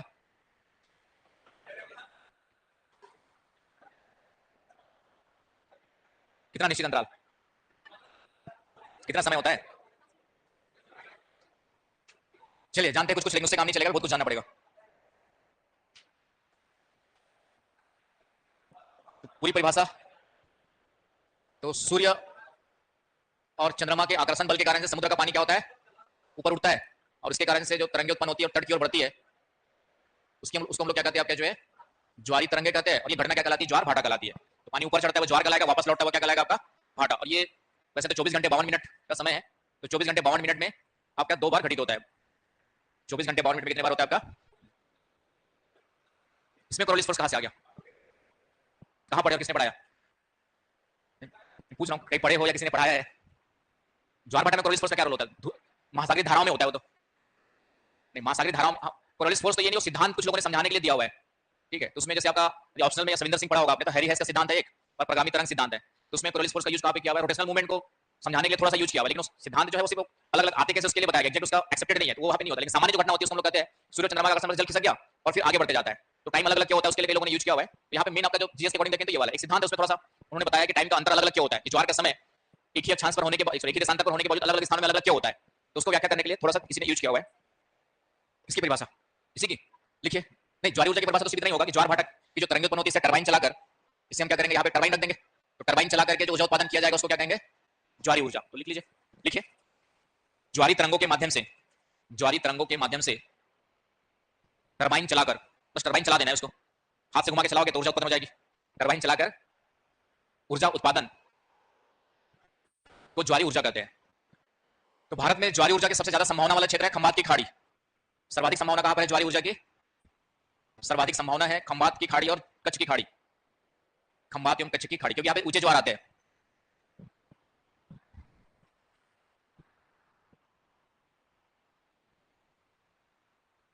सर्वाधिक संभावना कहां पर है आपके जो है? गुजरात में है, खंबात और कच्छ की खाड़ी में। और कांडला में प्लांट भी स्थापित किया गया, कांडला में जो है, कांडला में एक्सपेरिमेंटल प्लांट है ज्वारी संयंत्र, ये भी प्रायोगिक स्तर पर लगाया गया कांडला। तो ज्वारी ऊर्जा की संभावना भारत में कहां पर है? तो आपका गुजरात वाले रीजन में, बंगाल की खाड़ी कच्छ में ज्यादा है, क्योंकि यहाँ पे सकरा होने के कारण से, सकरे होने के कारण से ज्वार की ऊंचाई क्या होती है? अधिक होती है। तो ये हो गया आपका ज्वारी ऊर्जा। तो बस ज्वारी ऊर्जा क्या होती है संभावना वाला क्षेत्र बता देना है, राइट। और बाकी हर जगह है, लेकिन ज्यादा संभावना यहाँ पर है। वेस्ट बंगाल में भी संभावना है, एक दुर्गाद्वानी क्रिक वाले क्षेत्र में ज्वारी ऊर्जा की संभावना भी है, जो दुर्गाद्वानी लिखा था ना पीछे, दुर्गाद्वानी क्रिक। क्रिक क्या होता है? दुर्गाद्वानी क्रिक, यहाँ पे भी सर क्रिक, कोरी क्रिक, बहुत सारे क्रिक है। तो क्रिक क्या होता है? हाँ, दलदल वाला क्षेत्र, ठीक है। एग्जैक्ट परिभाषा नहीं होगी, एग्जैक्ट होता क्या कि संकीर्ण जो है, जो संकीर्ण खाड़ियां होती है, अत्यधिक सक्रिय खाड़ियां होती है ना, स्थल और जल का आपका मिलन क्षेत्र होता है, जहाँ पे संकीर्ण खाड़ियों वाला क्षेत्र उसको क्या कहते हैं आपके जो है, जो अधिकांश समय जल जमाव रहता है, तो क्रिक कहा जाता है। दलदल रहेगा, ठीक है, लेकिन दलदल और भी रहता है, मैंग्रोव दलदल भी है, तो पूरे दलदल को क्रिक थोड़ी बोलेंगे। तो सकरा क्षेत्र कह सकते हो, सकरा समुद्री जल का स्थलीय भाग में विस्तार वाला क्षेत्र, तो उसको हम लोग क्या कहेंगे आपके जो है? क्रिक कहते, क्रिक। एनीवे, तो ये हो गया आपका ज्वारी ऊर्जा की संभावना वाले क्षेत्रों में। तो ज्वारी ऊर्जा समझ आ गई कहां पे संभावना है, और एक एक लाइन दो दो लाइन पढ़ना है। अब क्या बच गया? ज्वारी ऊर्जा के बाद क्या बच गया? हाइड्रोजन। तो हाइड्रोजन ऊर्जा वर्तमान में भारत सरकार इसको बढ़ावा दे रही है। तो हाइड्रोजन एक तो पानी से निकलेगा और वायुमंडल से, तो वायुमंडल और इसे हाइड्रोजन को अलग करके, अब तकनीक क्या है वो साइंस एंड टेक का पार्ट है, तो हाइड्रोजन को अलग करके कंप्रेस करके डालेंगे ऊर्जा उत्पादन, क्योंकि हाइड्रोजन तो हल्की गैस होती है ना, हाइड्रोजन बैलून जानते हैं ना, बैलून में हाइड्रोजन गैस डालोगे तो उड़ जाता है। तो उसमें क्या होता है, उसको कंप्रेस करके जो ऊर्जा उत्पादन का वर्तमान में भारत सरकार इस पे बहुत ज्यादा फोकस कर रही है, तो ये हाइड्रोजन एनर्जी कहलाती है। अब देखो साइंस एंड टेक में इसकी तकनीकों के, यदि आपके सिलेबस में हो साइंस एंड टेक वाले पार्ट में, तो तकनीकों के क्या वो अलग आपको बाद में पढ़ना पड़ेगा, साइंस एंड टेक में मेरे ख्याल से नहीं है, इतना ही लिखा है, लेकिन पूछ सकता है साइंस एंड टेक से जोड़ करके कि हाइड्रोजन ऊर्जा के उत्पादन की तकनीक क्या होती है। तो थोड़ा सा तकनीक के बारे में साइंस एंड टेक वाले गूगल से मार करके पढ़ लेना। देखो आज की डेट में क्या पढ़ना है जानना जरूरी है। जब क्या पढ़ना है जान गए तो मैटर आपके पास कमी नहीं है। एक गूगल सर्च मारो, 2-3 साइट आएगी, उसमें से जो सबको लगे समझ में आ रहा है, पढ़ने लायक अच्छा लग रहा है, पढ़ लो। हिंदी में भी अवेलेबल है, कुछ यहाँ इंग्लिश में ज्यादा है, अभी भी हिंदी में उतना नहीं है जितना कि इंग्लिश में, लेकिन ऑलमोस्ट गूगल ट्रांसलेट करके आजकल ठीक ठाक दे रहा है। तो इसलिए कंटेंट वाली प्रॉब्लम आज की डेट में नहीं है। आज की डेट में नोट्स या मैटर की प्रॉब्लम कभी नहीं है। बस आपको ये जानना है कि उस मैटर में पढ़ना क्या है, क्योंकि वो तो पूरा गूगल ज्ञान का सागर है ना। आज की डेट में समझाता पूजा करनी तो गूगल बाबा की कर लिया करो, सबसे बड़ा गुरुदेव वही आज की डेट में, हर इन्फॉर्मेशन दे देता है। उतना ज्ञान आज की डेट में किसी भी टीचर के पास, किसी भी विद्वान के पास नहीं होगा। इसलिए शिक्षक दिवस के दिन गूगल की भी पूजा किया करो, क्योंकि बहुत सारी जानकारी हमें नॉलेज देता है। समझ गए ना। चलिए, तो हाइड्रोजन ऊर्जा जो है ये वर्तमान में विकास की जाने वाली ऊर्जा, इसको डाल देना गैर परंपरागत ऊर्जा स्रोत पे भी आ जाएगा। तो ये हो गया आपका जो है गैर परंपरागत। क्वेश्चन यहाँ पे आपका जो पीएससी में ये आएगा कि ऊर्जा संसाधन क्या होते हैं, लिख लीजिए क्वेश्चन, क्वेश्चन लिखिए। हाँ हाँ, एक तरंग ऊर्जा बताया था मैंने। तो तरंग ऊर्जा जो है, जो समुद्र में हमेशा, तो समुद्र में जो हमेशा तरंगे चलती रहती है हवाओं के प्रभाव से, ये 24/7 आवर्स चलती है। तो पवनों के डायरेक्शन में इस तरीके से समुद्री तरंगे क्या होती रहती है, 24/7 आवर्स चलती रहती है। तो इनके द्वारा फिर से टरबाइन चला करके जो ऊर्जा का उत्पादन किया जाएगा, टरबाइन डाल दो यहाँ पर। तो इन टरबाइन चला करके ऊर्जा का जो उत्पादन करेंगे उसको हम लोग क्या कहेंगे, आपका जो है तरंग ऊर्जा। तो समुद्री तरंगों के द्वारा, क्योंकि समुद्री तरंगे क्या होती है 24 घंटे चलती रहती है। ज्वारी ऊर्जा तो है कि दिन में 2 बार ऊपर चढ़ेगा और 2 बार वापस आएगा, तो उसका लिमिटेशन है। लेकिन इसमें क्या होगा, आपका 24/7 तरंगे चलती रहती है, उसका यूज करके हम क्या करेंगे, ऊर्जा उत्पादन करेंगे। तो इसे हम लोग क्या कहेंगे, आपका तरंग ऊर्जा कहते हैं, वेव एनर्जी, तरंग ऊर्जा या लहर ऊर्जा बोल देते हैं। और एक प्लांट लगाया गया है तरंग ऊर्जा वाला, वो केरल में विजिंगम में लगाया गया है, केरल के विजिंगम। यहाँ पे लहर ऊर्जा प्लांट है, लहर या तरंग ऊर्जा विजिंगम में लगाया गया है। समझ में आ गया। तो यहाँ पे क्वेश्चन क्या आएगा, क्वेश्चन ये आएगा कि ऊर्जा संसाधनों को वर्गीकृत कीजिए, या फिर परंपरागत और गैर परंपरागत ऊर्जा स्रोत क्या। लिखिए क्वेश्चन, लिखिए क्वेश्चन यहाँ पे बनता है, लिखिए परंपरागत एवं गैर परंपरागत ऊर्जा स्रोत, परंपरागत एवं गैर परंपरागत ऊर्जा स्रोतों, परंपरागत एवं गैर परंपरागत ऊर्जा स्रोत। या तो ये लिखेगा या करके लिख लो, या नवीकरणीय एवं अनवीकरणीय ऊर्जा स्रोतों, या नवीकरणीय एवं अनवीकरणीय ऊर्जा स्रोतों, नवीकरणीय एवं अनवीकरणीय ऊर्जा स्रोतों, स्रोतों का भारत के विशेष संदर्भ में, का भारत के विशेष संदर्भ में वर्णन कीजिए। परंपरागत या गैर परंपरागत, परंपरागत एवं गैर परंपरागत या नवीकरणीय एवं अनवीकरणीय ऊर्जा स्रोतों का भारत के विशेष संदर्भ में वर्णन कीजिए। क्वेश्चन ये बन सकता है, या दूसरा क्वेश्चन ये बनता है कि जो भविष्य की ऊर्जा है, तो गैर परंपरागत स्रोत भविष्य की ऊर्जा है, गैर परंपरागत ऊर्जा स्रोत क्या है हमारे लिए जो है, या गैर परंपरागत ऊर्जा स्रोत ही हमारा भविष्य है, ऐसा क्वेश्चन बन सकता है। समझ इसका मतलब कि गैर परंपरागत ऊर्जा स्रोत ही हमारा क्या है, भविष्य। क्योंकि परंपरागत तो खत्म हो जाएंगे, जल विद्युत को छोड़ दो तो बाकी कोयला वगैरह सब खत्म हो जाएंगे, तो हमें किस पर डिपेंड रहना पड़ेगा, इन्हीं पर, है ना। इसी को कहते हैं ऊर्जा संपोषणीयता। ऊर्जा संपोषणीयता का मतलब क्या हुआ, एनर्जी सस्टेनेबिलिटी। एनर्जी सस्टेनेबिलिटी का मतलब क्या हुआ कि जो लंबे समय तक ऊर्जा की आपूर्ति करते रहे। ऊर्जा संपोषणीयता का मतलब ये हो गया कि ऊर्जा की निरंतर आपूर्ति बनी रहे। तो ऊर्जा की निरंतर आपूर्ति कब बनी रहेगी, जब हम लोग किस पे डिपेंड होंगे, आपके गैर परंपरागत ऊर्जा स्रोतों का अच्छे से विकास करेंगे। तो ऊर्जा संपोषणीयता वर्ड का मतलब समझ गए। संपोषणी का मतलब क्या होता है, संपोषणी विकास का मतलब है कि निरंतर विकास होता रहे। ऊर्जा संपोषणीयता का मतलब क्या, ऊर्जा की निरंतर आपूर्ति होती रहे। तो ऊर्जा की निरंतर आपूर्ति कौन करेगा, सूरज, जब तक सूरज चांद रहेगा वाला करेगा। कोयला वेला खत्म हो जाएंगे तो कहां से करेंगे, तो हमें किस पे डिपेंड करना पड़ेगा, गैर परंपरागत ऊर्जा स्रोतों में। आगे बात समझ में। तो ये हो गया आपका जो है। अब एक बार क्वेश्चन आया था भारत की खनिज नीति। खनिज नीति इसलिए पूछा था क्योंकि 2019 में खनिज नीति आई थी। अब आने वाले समय में पूछने की संभावना तो कम रहेगी जब तक कोई नई खनिज नीति नहीं आए। तो खनिज नीति लिखवा दूं, मैं तो तैयार करके लाया था वैसे, मतलब एक बार पूछा है खनिज नीति, राष्ट्रीय खनिज नीति बताएं। क्यों पूछा, शायद 2019 के आसपास ही पूछा होगा, इसीलिए कि 2019 में खनिज नीति आई थी इसलिए पूछा। तो जब इस तरीके से क्वेश्चन आते हैं तो वो उस साल किसी कारण से क्या थे, न्यूज में थे, इसलिए पूछा गया था। तो लिख लीजिए राष्ट्रीय खनिज नीति, 2-4 पॉइंट लिख लो ताकि। तो पहली खनिज नीति जो आई थी उसके पहले जो है 2008 में थी, इसी को संशोधित करके फिर नई खनिज नीति लाई गई पूरी तरह। खनिज नीति 2008 में पहले वाली थी आपकी, पहले वाली। नई खनिज नीति जो आई ये कब आई, 2019 में। तो शायद 2019 से 20 में पेपर हुआ होगा तो वो क्वेश्चन पूछा हुआ है वैसे। तो राष्ट्रीय खनिज नीति, तो इसका उद्देश्य लिखिए, राष्ट्रीय खनिज नीति का उद्देश्य। तो नीति क्यों बनाते हैं, मतलब एक आपका जो है लॉन्ग टर्म, दीर्घकालिक, हमें कैसे क्या काम करना है उसको एक नीति के रूप में क्या करते हैं, डिक्लेयर करते हैं। तो खनिज नीति का मतलब यही हुआ कि खनिज के दोहन में कई सारी समस्याएं थी, है ना। एक तो आवंटन में थी, आवंटन का मतलब कि बंटवारा नहीं, मतलब किसको मिलेगा, टेंडर वेंडर देने में। तो टेंडर वेंडर देने में घपला होता था, तो हर चीज ऑनलाइन कर दिया गया अब जो है ना। पहले क्या होता था कि नेता या किसी बड़े आदमी को ही कोयला खदान ये सब टेंडर मिलता था, अभी भी वही होना है, लेकिन फिर भी कोशिश की गई ऑनलाइन वगैरह करके वो करप्शन वगैरह क्या हो आपका कम से कम हो। और दूसरा फिर खनिज खनन के कारण से जो विस्थापित होते थे लोग, है ना, आदिवासी जनजाति वगैरह, तो उनका सेटलमेंट वगैरह के लिए ठीक से प्लानिंग नहीं थी हमारे पास। तो नई नीति में क्या किया गया, उनके विस्थापन के लिए एक अच्छी प्लानिंग तैयार करने पे भी क्या किया गया, फोकस किया गया। तो ये दो मुख्य आपके यहाँ पे ध्यान दिए गए। निजी क्षेत्रों को अच्छे से बढ़ावा दिया जाए माइनिंग के सेक्टर में आने के लिए। अभी तक गवर्नमेंट सेक्टर ज्यादा करता था, है ना, पूरे प्लानिंग पुरानी नीति के तहत जो गवर्नमेंट क्या होता था आपके जो है मुख्य रूप से खनन उनका काम करता था। तो प्राइवेट सेक्टर्स को भी इन्वॉल्वमेंट देने वृद्धि करने की बात की गई। और दूसरा जो विस्थापन वगैरह की समस्या होती है समाधान की बात की गई। उसी के कंटेक्स्ट में नई नीति आई हुई है। तो लिखिए, आप लोग को सुनने और समझने में ज्यादा इंटरेस्ट नहीं होता, लिखने में होता है। नहीं, बाकी लोग बॉडी लैंग्वेज से लिखिए। उद्देश्य लिखिए, उद्देश्य पहले। अधिक प्रभावी सार्थक, अधिक प्रभावी सार्थक एवं कार्यान्वयन योग्य नीतियां तैयार करना। जो स्थानीय खनन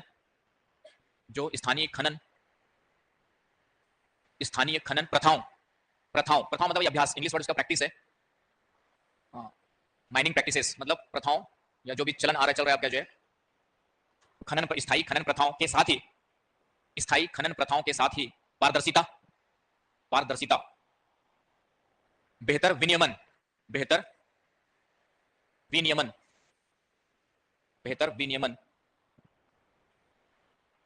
इंग्लिश वर्ड रेगुलेशन होता है, एवं प्रवर्तन, विनियमन एवं प्रवर्तन, कॉमा संतुलित प्रवर्तन, कॉमर्स या कॉमा एवं लिखना, प्रवर्तन एवं संतुलित सामाजिक आर्थिक विकास को बढ़ावा देना।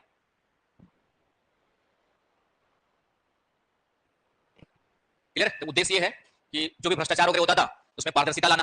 जो टेंडर वगैरह दिए जाते थे आपका माइनिंग्स के, तो पता नहीं चलता था कब टेंडर निकला, किसको मिला। तो अभी झारखंड के मुख्यमंत्री भी तो उसी केस में कुछ चल रहा था ना उसका जो है, सब उसी के आपके जो इसके अंतर्गत ही है। तो ये सब जो करप्शन वगैरह होता था उसको कम करने के उद्देश्य से जो है सब चीज किया गया। तो मुख्य प्रावधान लिखिए, प्रमुख प्रावधान, नीति के प्रमुख प्रावधान क्या क्या है।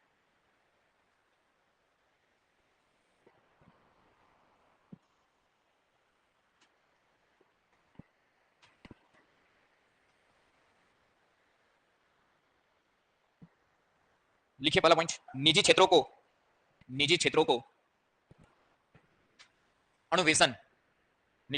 अन्वेषण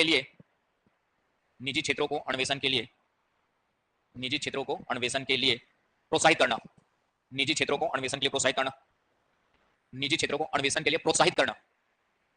अन्वेषण मतलब समझते हैं ना, खोज करने के लिए प्रोत्साहित करना। दूसरा पॉइंट, खनन संस्थाओं के विलय और अधिग्रहण को प्रोत्साहन।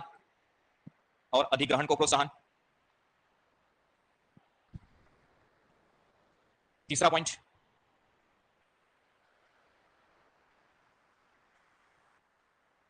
निजी क्षेत्र के खनन क्षेत्रों को बढ़ावा देने के लिए खनन पट्टों का हस्तांतरण एवं समर्पित खनिज गलियारों का निर्माण।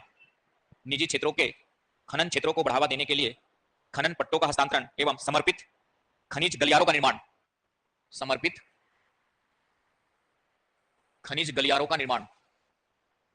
इंग्लिश वर्ड इसका है डेडिकेटेड मिनरल्स कॉरिडोर। मतलब अलग से ही जो है खनिजों को लाने ले जाने इन सबके लिए करने के लिए गलियारा बनाने की बात की गई। नेक्स्ट लिखिए, निजी क्षेत्रों में खनन के वित्त पोषण को बढ़ावा देने के लिए निजी क्षेत्रों द्वारा खनन के लिए वित्त पोषण को बढ़ावा देने के लिए अन्य देशों में खनिज संपत्ति के अधिग्रहण अन्य देशों में खनिज संपत्ति के अधिग्रहण के लिए खनन गतिविधियों को उद्योग का दर्जा प्रदान किया जाना।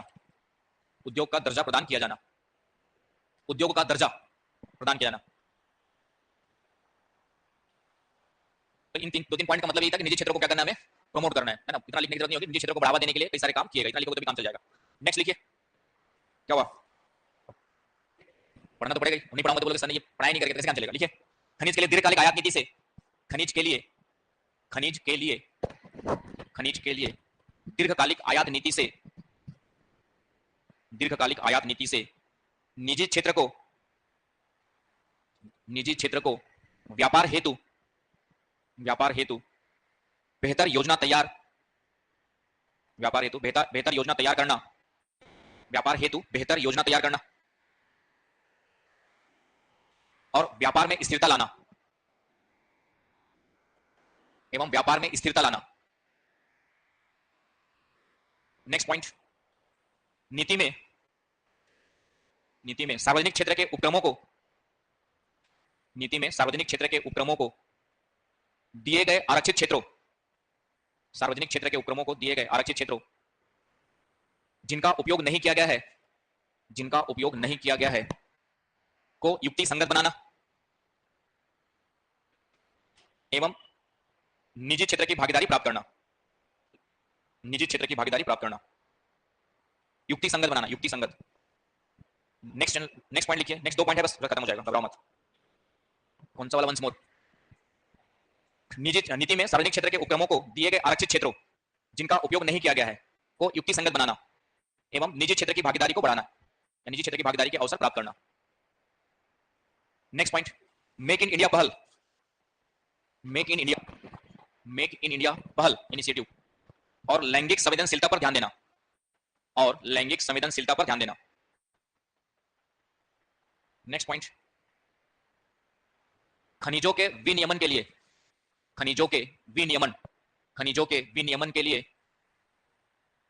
ई गवर्नेंस, सूचना प्रौद्योगिकी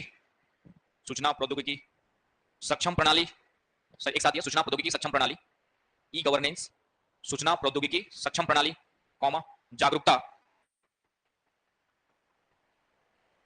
जागरूकता में वृद्धि करना, जागरूकता बढ़ाना। और एक लास्ट पॉइंट लिख लो, खनिजों के परिवहन को सुविधाजनक बनाने के लिए तटीय जलमार्गों, अंतर्देशीय शिपिंग एवं शिपिंग मतलब भाई लादना ले जाना, अंतर्देशीय शिपिंग एवं खनिज गलियारों को प्रोत्साहित करना, तो ये आपका खनिज नीति थी। क्लियर हो गया? तो खनिज नीति का लाभ क्या होगा इसका? जो प्राइवेट सेक्टर आएगा तो डेफिनेटली गुणवत्ता आएगी, कंपटीशन आएगा, है ना, और भ्रष्टाचार वगैरह क्या होगा आपका, सब ऑनलाइन वगैरह करने से कम होते जाएगा, तो इसलिए खनिज नीति जो है लाई गई है। हाँ क्या 2 नंबर में क्या लिखे थे बता दो, बहुत सारे पॉइंट लिखे, मतलब छोड़ के लिखा है, बताओ। खनन संस्थाओं के विलय का मतलब है बहुत सारी संस्थाएं हमारे पास है, माइनिंग के संदर्भ में जुड़ी हुई है, उन्हीं संस्थाओं को सबको क्या करना है, विलय मतलब एक करना है, बहुत ज्यादा दस संस्थाएं खोलने का मतलब नहीं है, तो और इधर उधर जो और चीजें है उसको क्या करना है, अधिग्रहण का मतलब एक साथ मिलाकर एक कर देना है, उसी को लिखा हुआ है खनिज संस्थानों के विलय और अधिग्रहण को प्रोत्साहन। जितने भी अलग अलग खनिज संस्थान आपस में क्या कर देना, मिला देना है। अब सब अलग अलग डिस्ट्रिक्ट प्रशासन अलग काम करता है, स्टेट प्रशासन अलग काम करता है, सेंट्रल अलग करता है, तो एक ही कोई एजेंसी होनी चाहिए जो क्या करे, माइनिंग को प्रोत्साहन दे, तो इस तरीके से उस कंटेक्स्ट में लिखा हुआ है वो।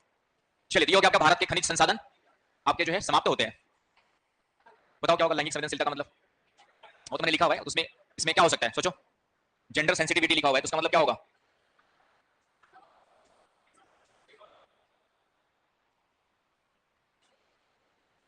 क्या होगा? हाँ, इक्वालिटी तो खैर है ही है। जेंडर सेंसिटिविटी का मतलब ये है, जैसे माइनिंग वगैरह का काम स्टार्ट होता है तो इससे क्या होता है, विस्थापन वगैरह होता है, तो विस्थापन होता है तो सबसे ज्यादा प्रभावित कौन होते हैं? महिलाएं और बच्चे।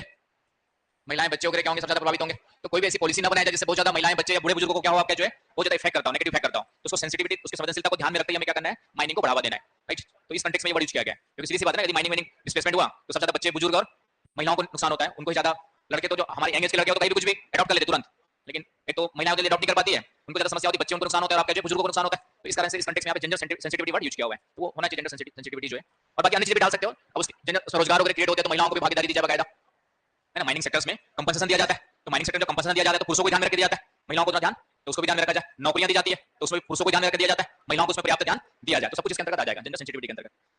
तो ये हो गया आपके जो भारत के संसाधन। अब आ जाओ तो बिहार में आ जाओ। क्या चीज? बिहार के खनिज संसाधन। क्या बोल रहे हो? कुछ बोल रहे हो? क्या बोल रहे हो? तो वो भी पढ़ाऊंगा भाई। अब खनिज पढ़े तो बिहार के खनिज भी निपटा देते हैं, कृषि भी भारत की कृषि, बिहार की कृषि भी निपटा देंगे। तो अभी लगभग वही चीज आएंगी, ऐसे तो वही होंगे, बस कहाँ मिलता है वो चेंज हो जाएगा थोड़ा सा, 2-4 नाम बिहार के आ जाएंगे, डिस्ट्रिक्ट वगैरह तो काम हो जाएगा। फिर एग्रीकल्चर, फिर इसके बाद उद्योग पढ़ लेंगे, फिर एग्रीकल्चर पढ़ लेंगे, और फिर सामाजिक भूगोल में पॉपुलेशन वगैरह पढ़ लेंगे। इस तरीके से आपका आराम से हो जाएगा। 2-3-6 घंटे क्लास लगी, कल परसों लगवा दूंगा। कल परसों 6 घंटे, जाने वाले दिन कितना 2-3 घंटे मिल जाएंगे, बहुत है ना, बहुत समय हमारे पास। और पेपर जो क्वेश्चन आए उसको डिस्कस कर दूंगा, एक मॉडल आंसर भी लिखवा दूंगा खुश, ठीक है, तो पूरा करके चले जाऊंगा, टेंशन मत लिया करो। चलिए, तो इसमें भी आपके धात्विक खनिज सब हो जाता है आपके, जो धात्विक में सबसे पहले धात्विक खनिज कौन कौन से हैं, बिहार के खनिजों में भी धात्विक खनिज, एक मॉडल आंसर भी लिखवा दूंगा, चिंता ना करो। जो तुम लोग को सबसे टफ क्वेश्चन लगे मुझे कल बता देना, जो सबसे टफ लग रहा हो तुम लोग को, तो वो क्वेश्चन मुझे दे देना, उसका मॉडल आंसर लिखवा दूंगा। मतलब ज्योग्राफी का होगा, हिस्ट्री का मत दे देना, ज्योग्राफी का दे देना। तो धात्विक खनिज में सबसे पहला सोना, एक सोना वो भी होता है, सोना कितना सोना है, तो 3 सोना हो गए तुम्हारे पास, है ना, समझ गए ना, तो एक सोना वो भी होता है। आज के सोना बाबू वाला काम चल रहा है ना, सोना बाबू ये सब बाबू, ठीक है, बाबू तो बिहार के लिए कॉमन वर्ड है पहले से, लेकिन वो कॉमन बाहर भी होते जा रहे हैं। हाँ, क्या बोल रहे हो, मैं कुछ नहीं बता रहा हूँ। तो मतलब सोना जो शब्द हमने सुबह वाली क्लास में दो संदर्भ में सोचा था, सोना मतलब वो वाला सोना, और एक पांते वाला सोना, एक और सोना होता है। वो वाला गाना सुना ना, सोना कितना सोना है, पंजाबी वाला, पंजाबी लैंग्वेज सोना का मतलब होता है ना आपके जो है, ठीक है, उस संदर्भ में। चलिए, तो सोना में आता है, तो सोना जो है तो यहाँ पे गोल्ड से है, ठीक है। ये आपका गया, नालंदा और जमुई जिलों में मिलता है। कहाँ मिलता है मुख्य रूप से, गया, नालंदा और जमुई डिस्ट्रिक्ट में, 3 जिलों में मिलता है। जमुई में कुछ नाम लिखना है तो लिख लो, जमुई में है करमटिया, रानी पहाड़ी, जमुई में 2 नाम लिख लीजिए, करमटिया, रानी पहाड़ी, भरही पहाड़ी, भरही पहाड़ी, ठीक है। ये 2-3 याद कर लो, बहुत है आप लोग के लिए। जमुई में ये है 3 पहाड़ियां, और नालंदा में है राजगीर, नालंदा में राजगीर की पहाड़ियों में मिलता है, राजगीर की पहाड़ियां, राजगीर के पास में कबूतरा की पहाड़ियां भी है, नाकिया पहाड़ियां भी है। कबूतरा पहाड़ियां, कुछ नाम सुना है कुछ, और कबूतरा और नाकिया पहाड़ियां, ये सब फिल्म्स के भी याद करने पड़ेंगे। अच्छा, फिल्म से बिहार का आते हैं क्वेश्चन, बिहार स्पेशल क्वेश्चन आते नहीं आते, आते हैं, तो ठीक है, वहां पे भी काम आएंगे। तो ये नालंदा में लिखना, राजगीर पहाड़ियों में है कबूतरा और नाकिया पहाड़ियां, ये हो गया। और नेक्स्ट लिखिए, केंद्रीय खान मंत्रालय के अनुसार, केंद्रीय खान मंत्रालय के अनुसार, केंद्रीय खान मंत्रालय, केंद्रीय खान मंत्रालय के अनुसार बिहार में 42%, बिहार में 42% स्वर्ण अयस्क पाए जाते हैं, जो कर्नाटक से भी ज्यादा है। तो तुम लोग खुदाई क्यों नहीं कर रहे भाई, कर्नाटक से दुगुना है। तो अब तो सोना मिल गया, तो फिर तो बिहार राज्य भी धनी हो जाएगा कुछ दिनों बाद। बिहार राज्य धनी होता, लेकिन लालू जैसे अब नहीं बोल सकता कुछ, जाके बता दोगे तुम लालू यादव के बेटे लोग को, तो कौन आया भाई दिल्ली से, बताओ, हमारी बुराई कर करके आ जाएंगे छींकने छाकने, तो क्या पता है। तो कहने का मतलब है कि बिहार जो है उसके पीछे नेताओं का हाथ है, पढ़ने नहीं दे रहे, और हमारा भी हाथ है, जाति जाति के चक्कर में यादव करके तोड़ देते हो भाई। ये हाँ, जातिवाद हमारे भयंकर हाई है ना, हावी है ना भाई। तो ये नहीं देखना कि भैया क्रिमिनल है, मार पाट गुंडागर्दी करता है, उसको तो मोड़ देके आ जाते हो। तो ये यूपी और बिहार की राजनीति अब तो कम हो गई। पहली बात अच्छी बात है कि यूपी में पहली बार, मतलब दूसरी बार आ गई कि जातिवाद की राजनीति खत्म होकर के विकास की राजनीति आ गई है। तो बीजेपी को इसका भी क्रेडिट दिया जाना चाहिए, बीजेपी प्लस आम आदमी पार्टी को, कि थोड़ा सा जातिवाद से हट करके लिंक के मुद्दों पर चुनाव जीतना स्टार्ट किया। पूरा मत मानना यादव लोग, ठीक है, मान भी जाओगे तो कुछ नहीं कर पाओगे, ठीक है। हाँ, तो कहने का मतलब है कि हमें भी जागरूक होना पड़ेगा, वोट देने वालों को जागरूक होना पड़ेगा, तब जाकर के सुधरेगा। और पूरे देश की सबसे बड़ी बुराई है हमारी जातिवाद। जिस दिन जातिवाद खत्म नहीं होना वैसे तो, लेकिन खुद से शुरुआत है। जैसे मैंने अपने बच्चे के सरनेम में लिख पाया कि मैं जातिवाद के सख्त खिलाफ हूं, वो पता लगा मैंने अरेंज मैरिज किया, अभी लव मैरिज इसलिए नहीं किया कि कुछ बन नहीं पाया, आईएएस बन जाता तो कर लेता, लेकिन तो जाति इसलिए नहीं कि जाति के खिलाफ था, लेकिन वो उसमें मेरी मजबूरी थी, क्योंकि मेरी पहचान मेरे पापा मम्मी से जुड़ी हुई थी। तो यदि मैं कुछ गलत करूंगा तो बदनाम पहली बार किसका होंगे, तो पहले अपनी पहचान बना लो, उसके बाद तुम कुछ भी करो, है ना। सैफ अली खान करीना कपूर से शादी कर लेता है, कोई दंगे नहीं होते, कोई उंगली नहीं उठाता है, लेकिन ऐसे नॉर्मल हिंदू मुस्लिम शादी कर लेते तो हल्ला हो जाता, बवाल हो जाता है, समझ रहे ना, वही चीज बोल रहा हूँ। हिंदू बवाल हो जाता है तो सिर्फ स्टेटस का दर्जा है, धीरे धीरे समाज ऊंचा उठते जाएगा, आर्थिक पहचान बनेगी, तो फिर मायने नहीं रखता है। तो दिल्ली में कोई मायने नहीं रखता, पास पड़ोस में बस ये कि कितना कमाता है, अच्छी जगह सेटल है कि नहीं मायने रखता है। जैसे मैं दिल्ली में जा रहा था तो पास में एक सीए था, बाजू में दूसरी लड़की थी, वो भी कुछ करती थी, दोनों अलग कास्ट के थे, दोनों खुश होकर शादी कर लिया आराम से, धूमधाम से अरेंज मैरिज हुई। मतलब एक केस बताया, कई सारे हैं। जैसे मेरी कजन है, वो खुद अच्छे से बैंक में जॉब में पोस्ट में आ गई, अपनी पसंद का लड़का ढूंढी, हम लोग मना नहीं कर पाए, लड़का भी ठीक था, कमाने वाला था, जाति के आधार पर मना थोड़ी करेंगे, हमको एक्सेप्ट करना पड़ा। मतलब उसके पापा वाले चाचा वाचा उतने मतलब फेवर में नहीं थे, लेकिन हमने समझाया, तो शुरुआत खुद से होती है। तो ये चीज आती है, बस ये हो गया, लड़का ठीक था, कोई ऐसा कुछ था नहीं, कमाने वाला था, सब कुछ फैमिली ठीक थी, हमने उतना ही देखा। अब जातिवादी देखते तो शादी ना करते। तो ये सोच जब तक चेंज नहीं होगी दोनों तरफ से, लड़कों की तरफ से और फैमिली की तरफ से, चेंज नहीं होना है। लेकिन अभी हमारा समाज क्या है, 75% समाज अभी भी वही सोचता है, सिर्फ 25% है जो हम जैसे सोच करके आगे लेके चल रहे हैं, बाकी 75% अभी पीछे चल रहा है। और तुम में से एक आध तो निकल सकते हैं, ठीक है। यदि मम्मास बॉय और पापास बॉय होंगे तो नहीं निकल पाओगे, मम्मास बॉय और पापास बॉय होंगे तो नहीं निकल पाओगे। हाँ, लेकिन अपनी पहचान बनाओ। आईएएस बनने के बाद तुम, टीना ढाबी ने शादी की किससे, मुस्लिम लड़के से, दोनों टॉपर थे, किसी ने कुछ हल्ला उड़ाया क्या, एक साल में डिवोर्स भी हो गया, वो बात अलग है, ठीक है। तो वो बात अलग है, एक साल में डिवोर्स भी हो गया, कल्चरल डिफरेंस था, और दोनों क्या थे, यंग थे, 21 22 24 25 21 22 23 साल के थे। तो कुछ भले आप आईएएस बन गए, तो इंटेलेक्चुअल भले मान लिया जाओ, लेकिन कुछ चीज अनुभव से सीखी जाती है। और शादी का रिश्ता समय के साथ मैच्योर होता है, कंप्रोमाइज के साथ चलता है। अब जो दोनों में से कोई भी कंप्रोमाइज करने को तैयार नहीं होगा तो ब्रेकअप होना ही होना है, वो तो जो इसलिए 99% लव मैरिज जो ब्रेकअप में जाती है, बहुत कम सक्सेसफुल होती है, क्योंकि शादी होने के बाद कंप्रोमाइज करने को तैयार नहीं होते दोनों के दोनों।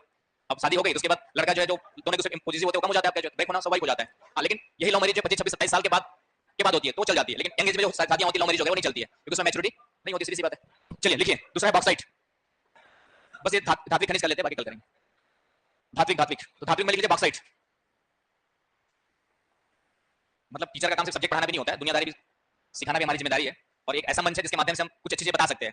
फॉलो करना नहीं करना तुम्हारी मर्जी है, लेकिन बताना हमारा काम है कि कुछ समाज में क्या चेंज होना चाहिए वो भी जरूरी है, वो बताना हमारा काम होता है। सिर्फ ज्योग्राफी पढ़ाना ठीक है, वो तो है ही उद्देश्य। और ये जो बता रहा हूँ सब आपके ऐसे में भी काम आएगा, ऐसे आएगा, कई सारे इंटरव्यूज पूछे जाएंगे, है ना। जैसे इंटरव्यू वाला जान जाता है कि आप जातिवाद के फॉलोअर है कि नहीं। जैसे आपसे पूछा आपका नाम क्या है, फला शर्मा, तो जहां पे आपने सरनेम का वेटेज दिया मतलब समझ जाइए कि वो जातिवाद मानने वाला इंसान है, तो उसको इंटरव्यू में से 2-4 नंबर कम मिलेंगे, क्योंकि प्रशासक का मतलब है न्यूट्रल। कल के दिन आपकी पोस्टिंग होगी, यादव और दूसरे समाज में लड़ाई हो गई, तुम यादव हो तो यादव वाला का फेवर करोगे। तो इसलिए इंटरव्यू में भी सब जजमेंट दिया जाता है कि आपका व्यूज किसी पर्टिकुलर कास्ट या किसी पर्टिकुलर धर्म या किसी पर्टिकुलर समाज के प्रति बायस तो नहीं है, वो इंटरव्यू वाले पता कर लेते हैं, ठीक है। और फिर बाद में बोलते हैं सब तो सही बताया था, नंबर कम क्यों दिया। हाँ ठीक है, क्या आवाज नहीं आ रही, कुछ नहीं। हाँ टाइटल लगा भी होता है, आईएएस वगैरह में आजकल सरनेम से कुछ बंद कर दिया है, ठीक है, वो तो होता ही है, लेकिन टाइटल लगे से नहीं होता है भाई।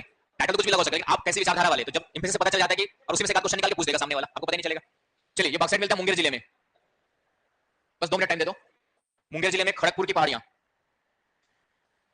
खड़गपुर हिल्स। इसके अलावा बॉक्साइट मिलता है आपका गया, जमुई, बांका, रोहतास जिले में भी मिलता है, बांका रोहतास। तो आपके यहाँ धात्विक खनिज कम मिलते हैं, ये बॉक्साइट हो गया। और तीसरा टीन, टीन थोड़ा बहुत संभावना है। टीन का जो कैसिटेराइट, इसका एस का नाम है कैसिटेराइट, इसका एस है कैसिटेराइट, और ये गया जिले में भंडार का पता चला है, गया जिले में जो इसके भंडार का पता चला है। और तो धात्विक खनिज आपके कम है आपके बिहार में जो है, और धात्विक खनिज बहुत सारे, तो धात्विक खनिज कल करेंगे, तो आज कितना काफी है, क्लियर। तो कल हम लोग 5-6 घंटे जितना भी हो सकता है, कल ये तो हो जाएगा, 10 आधे घंटे में हो जाएगा तुम्हारा बिहार का। तो उसके बाद इंडस्ट्री है, इंडस्ट्री के बाद कृषि है, फिर समाज है, ठीक है। कल ठीक है, पर्याप्त समय।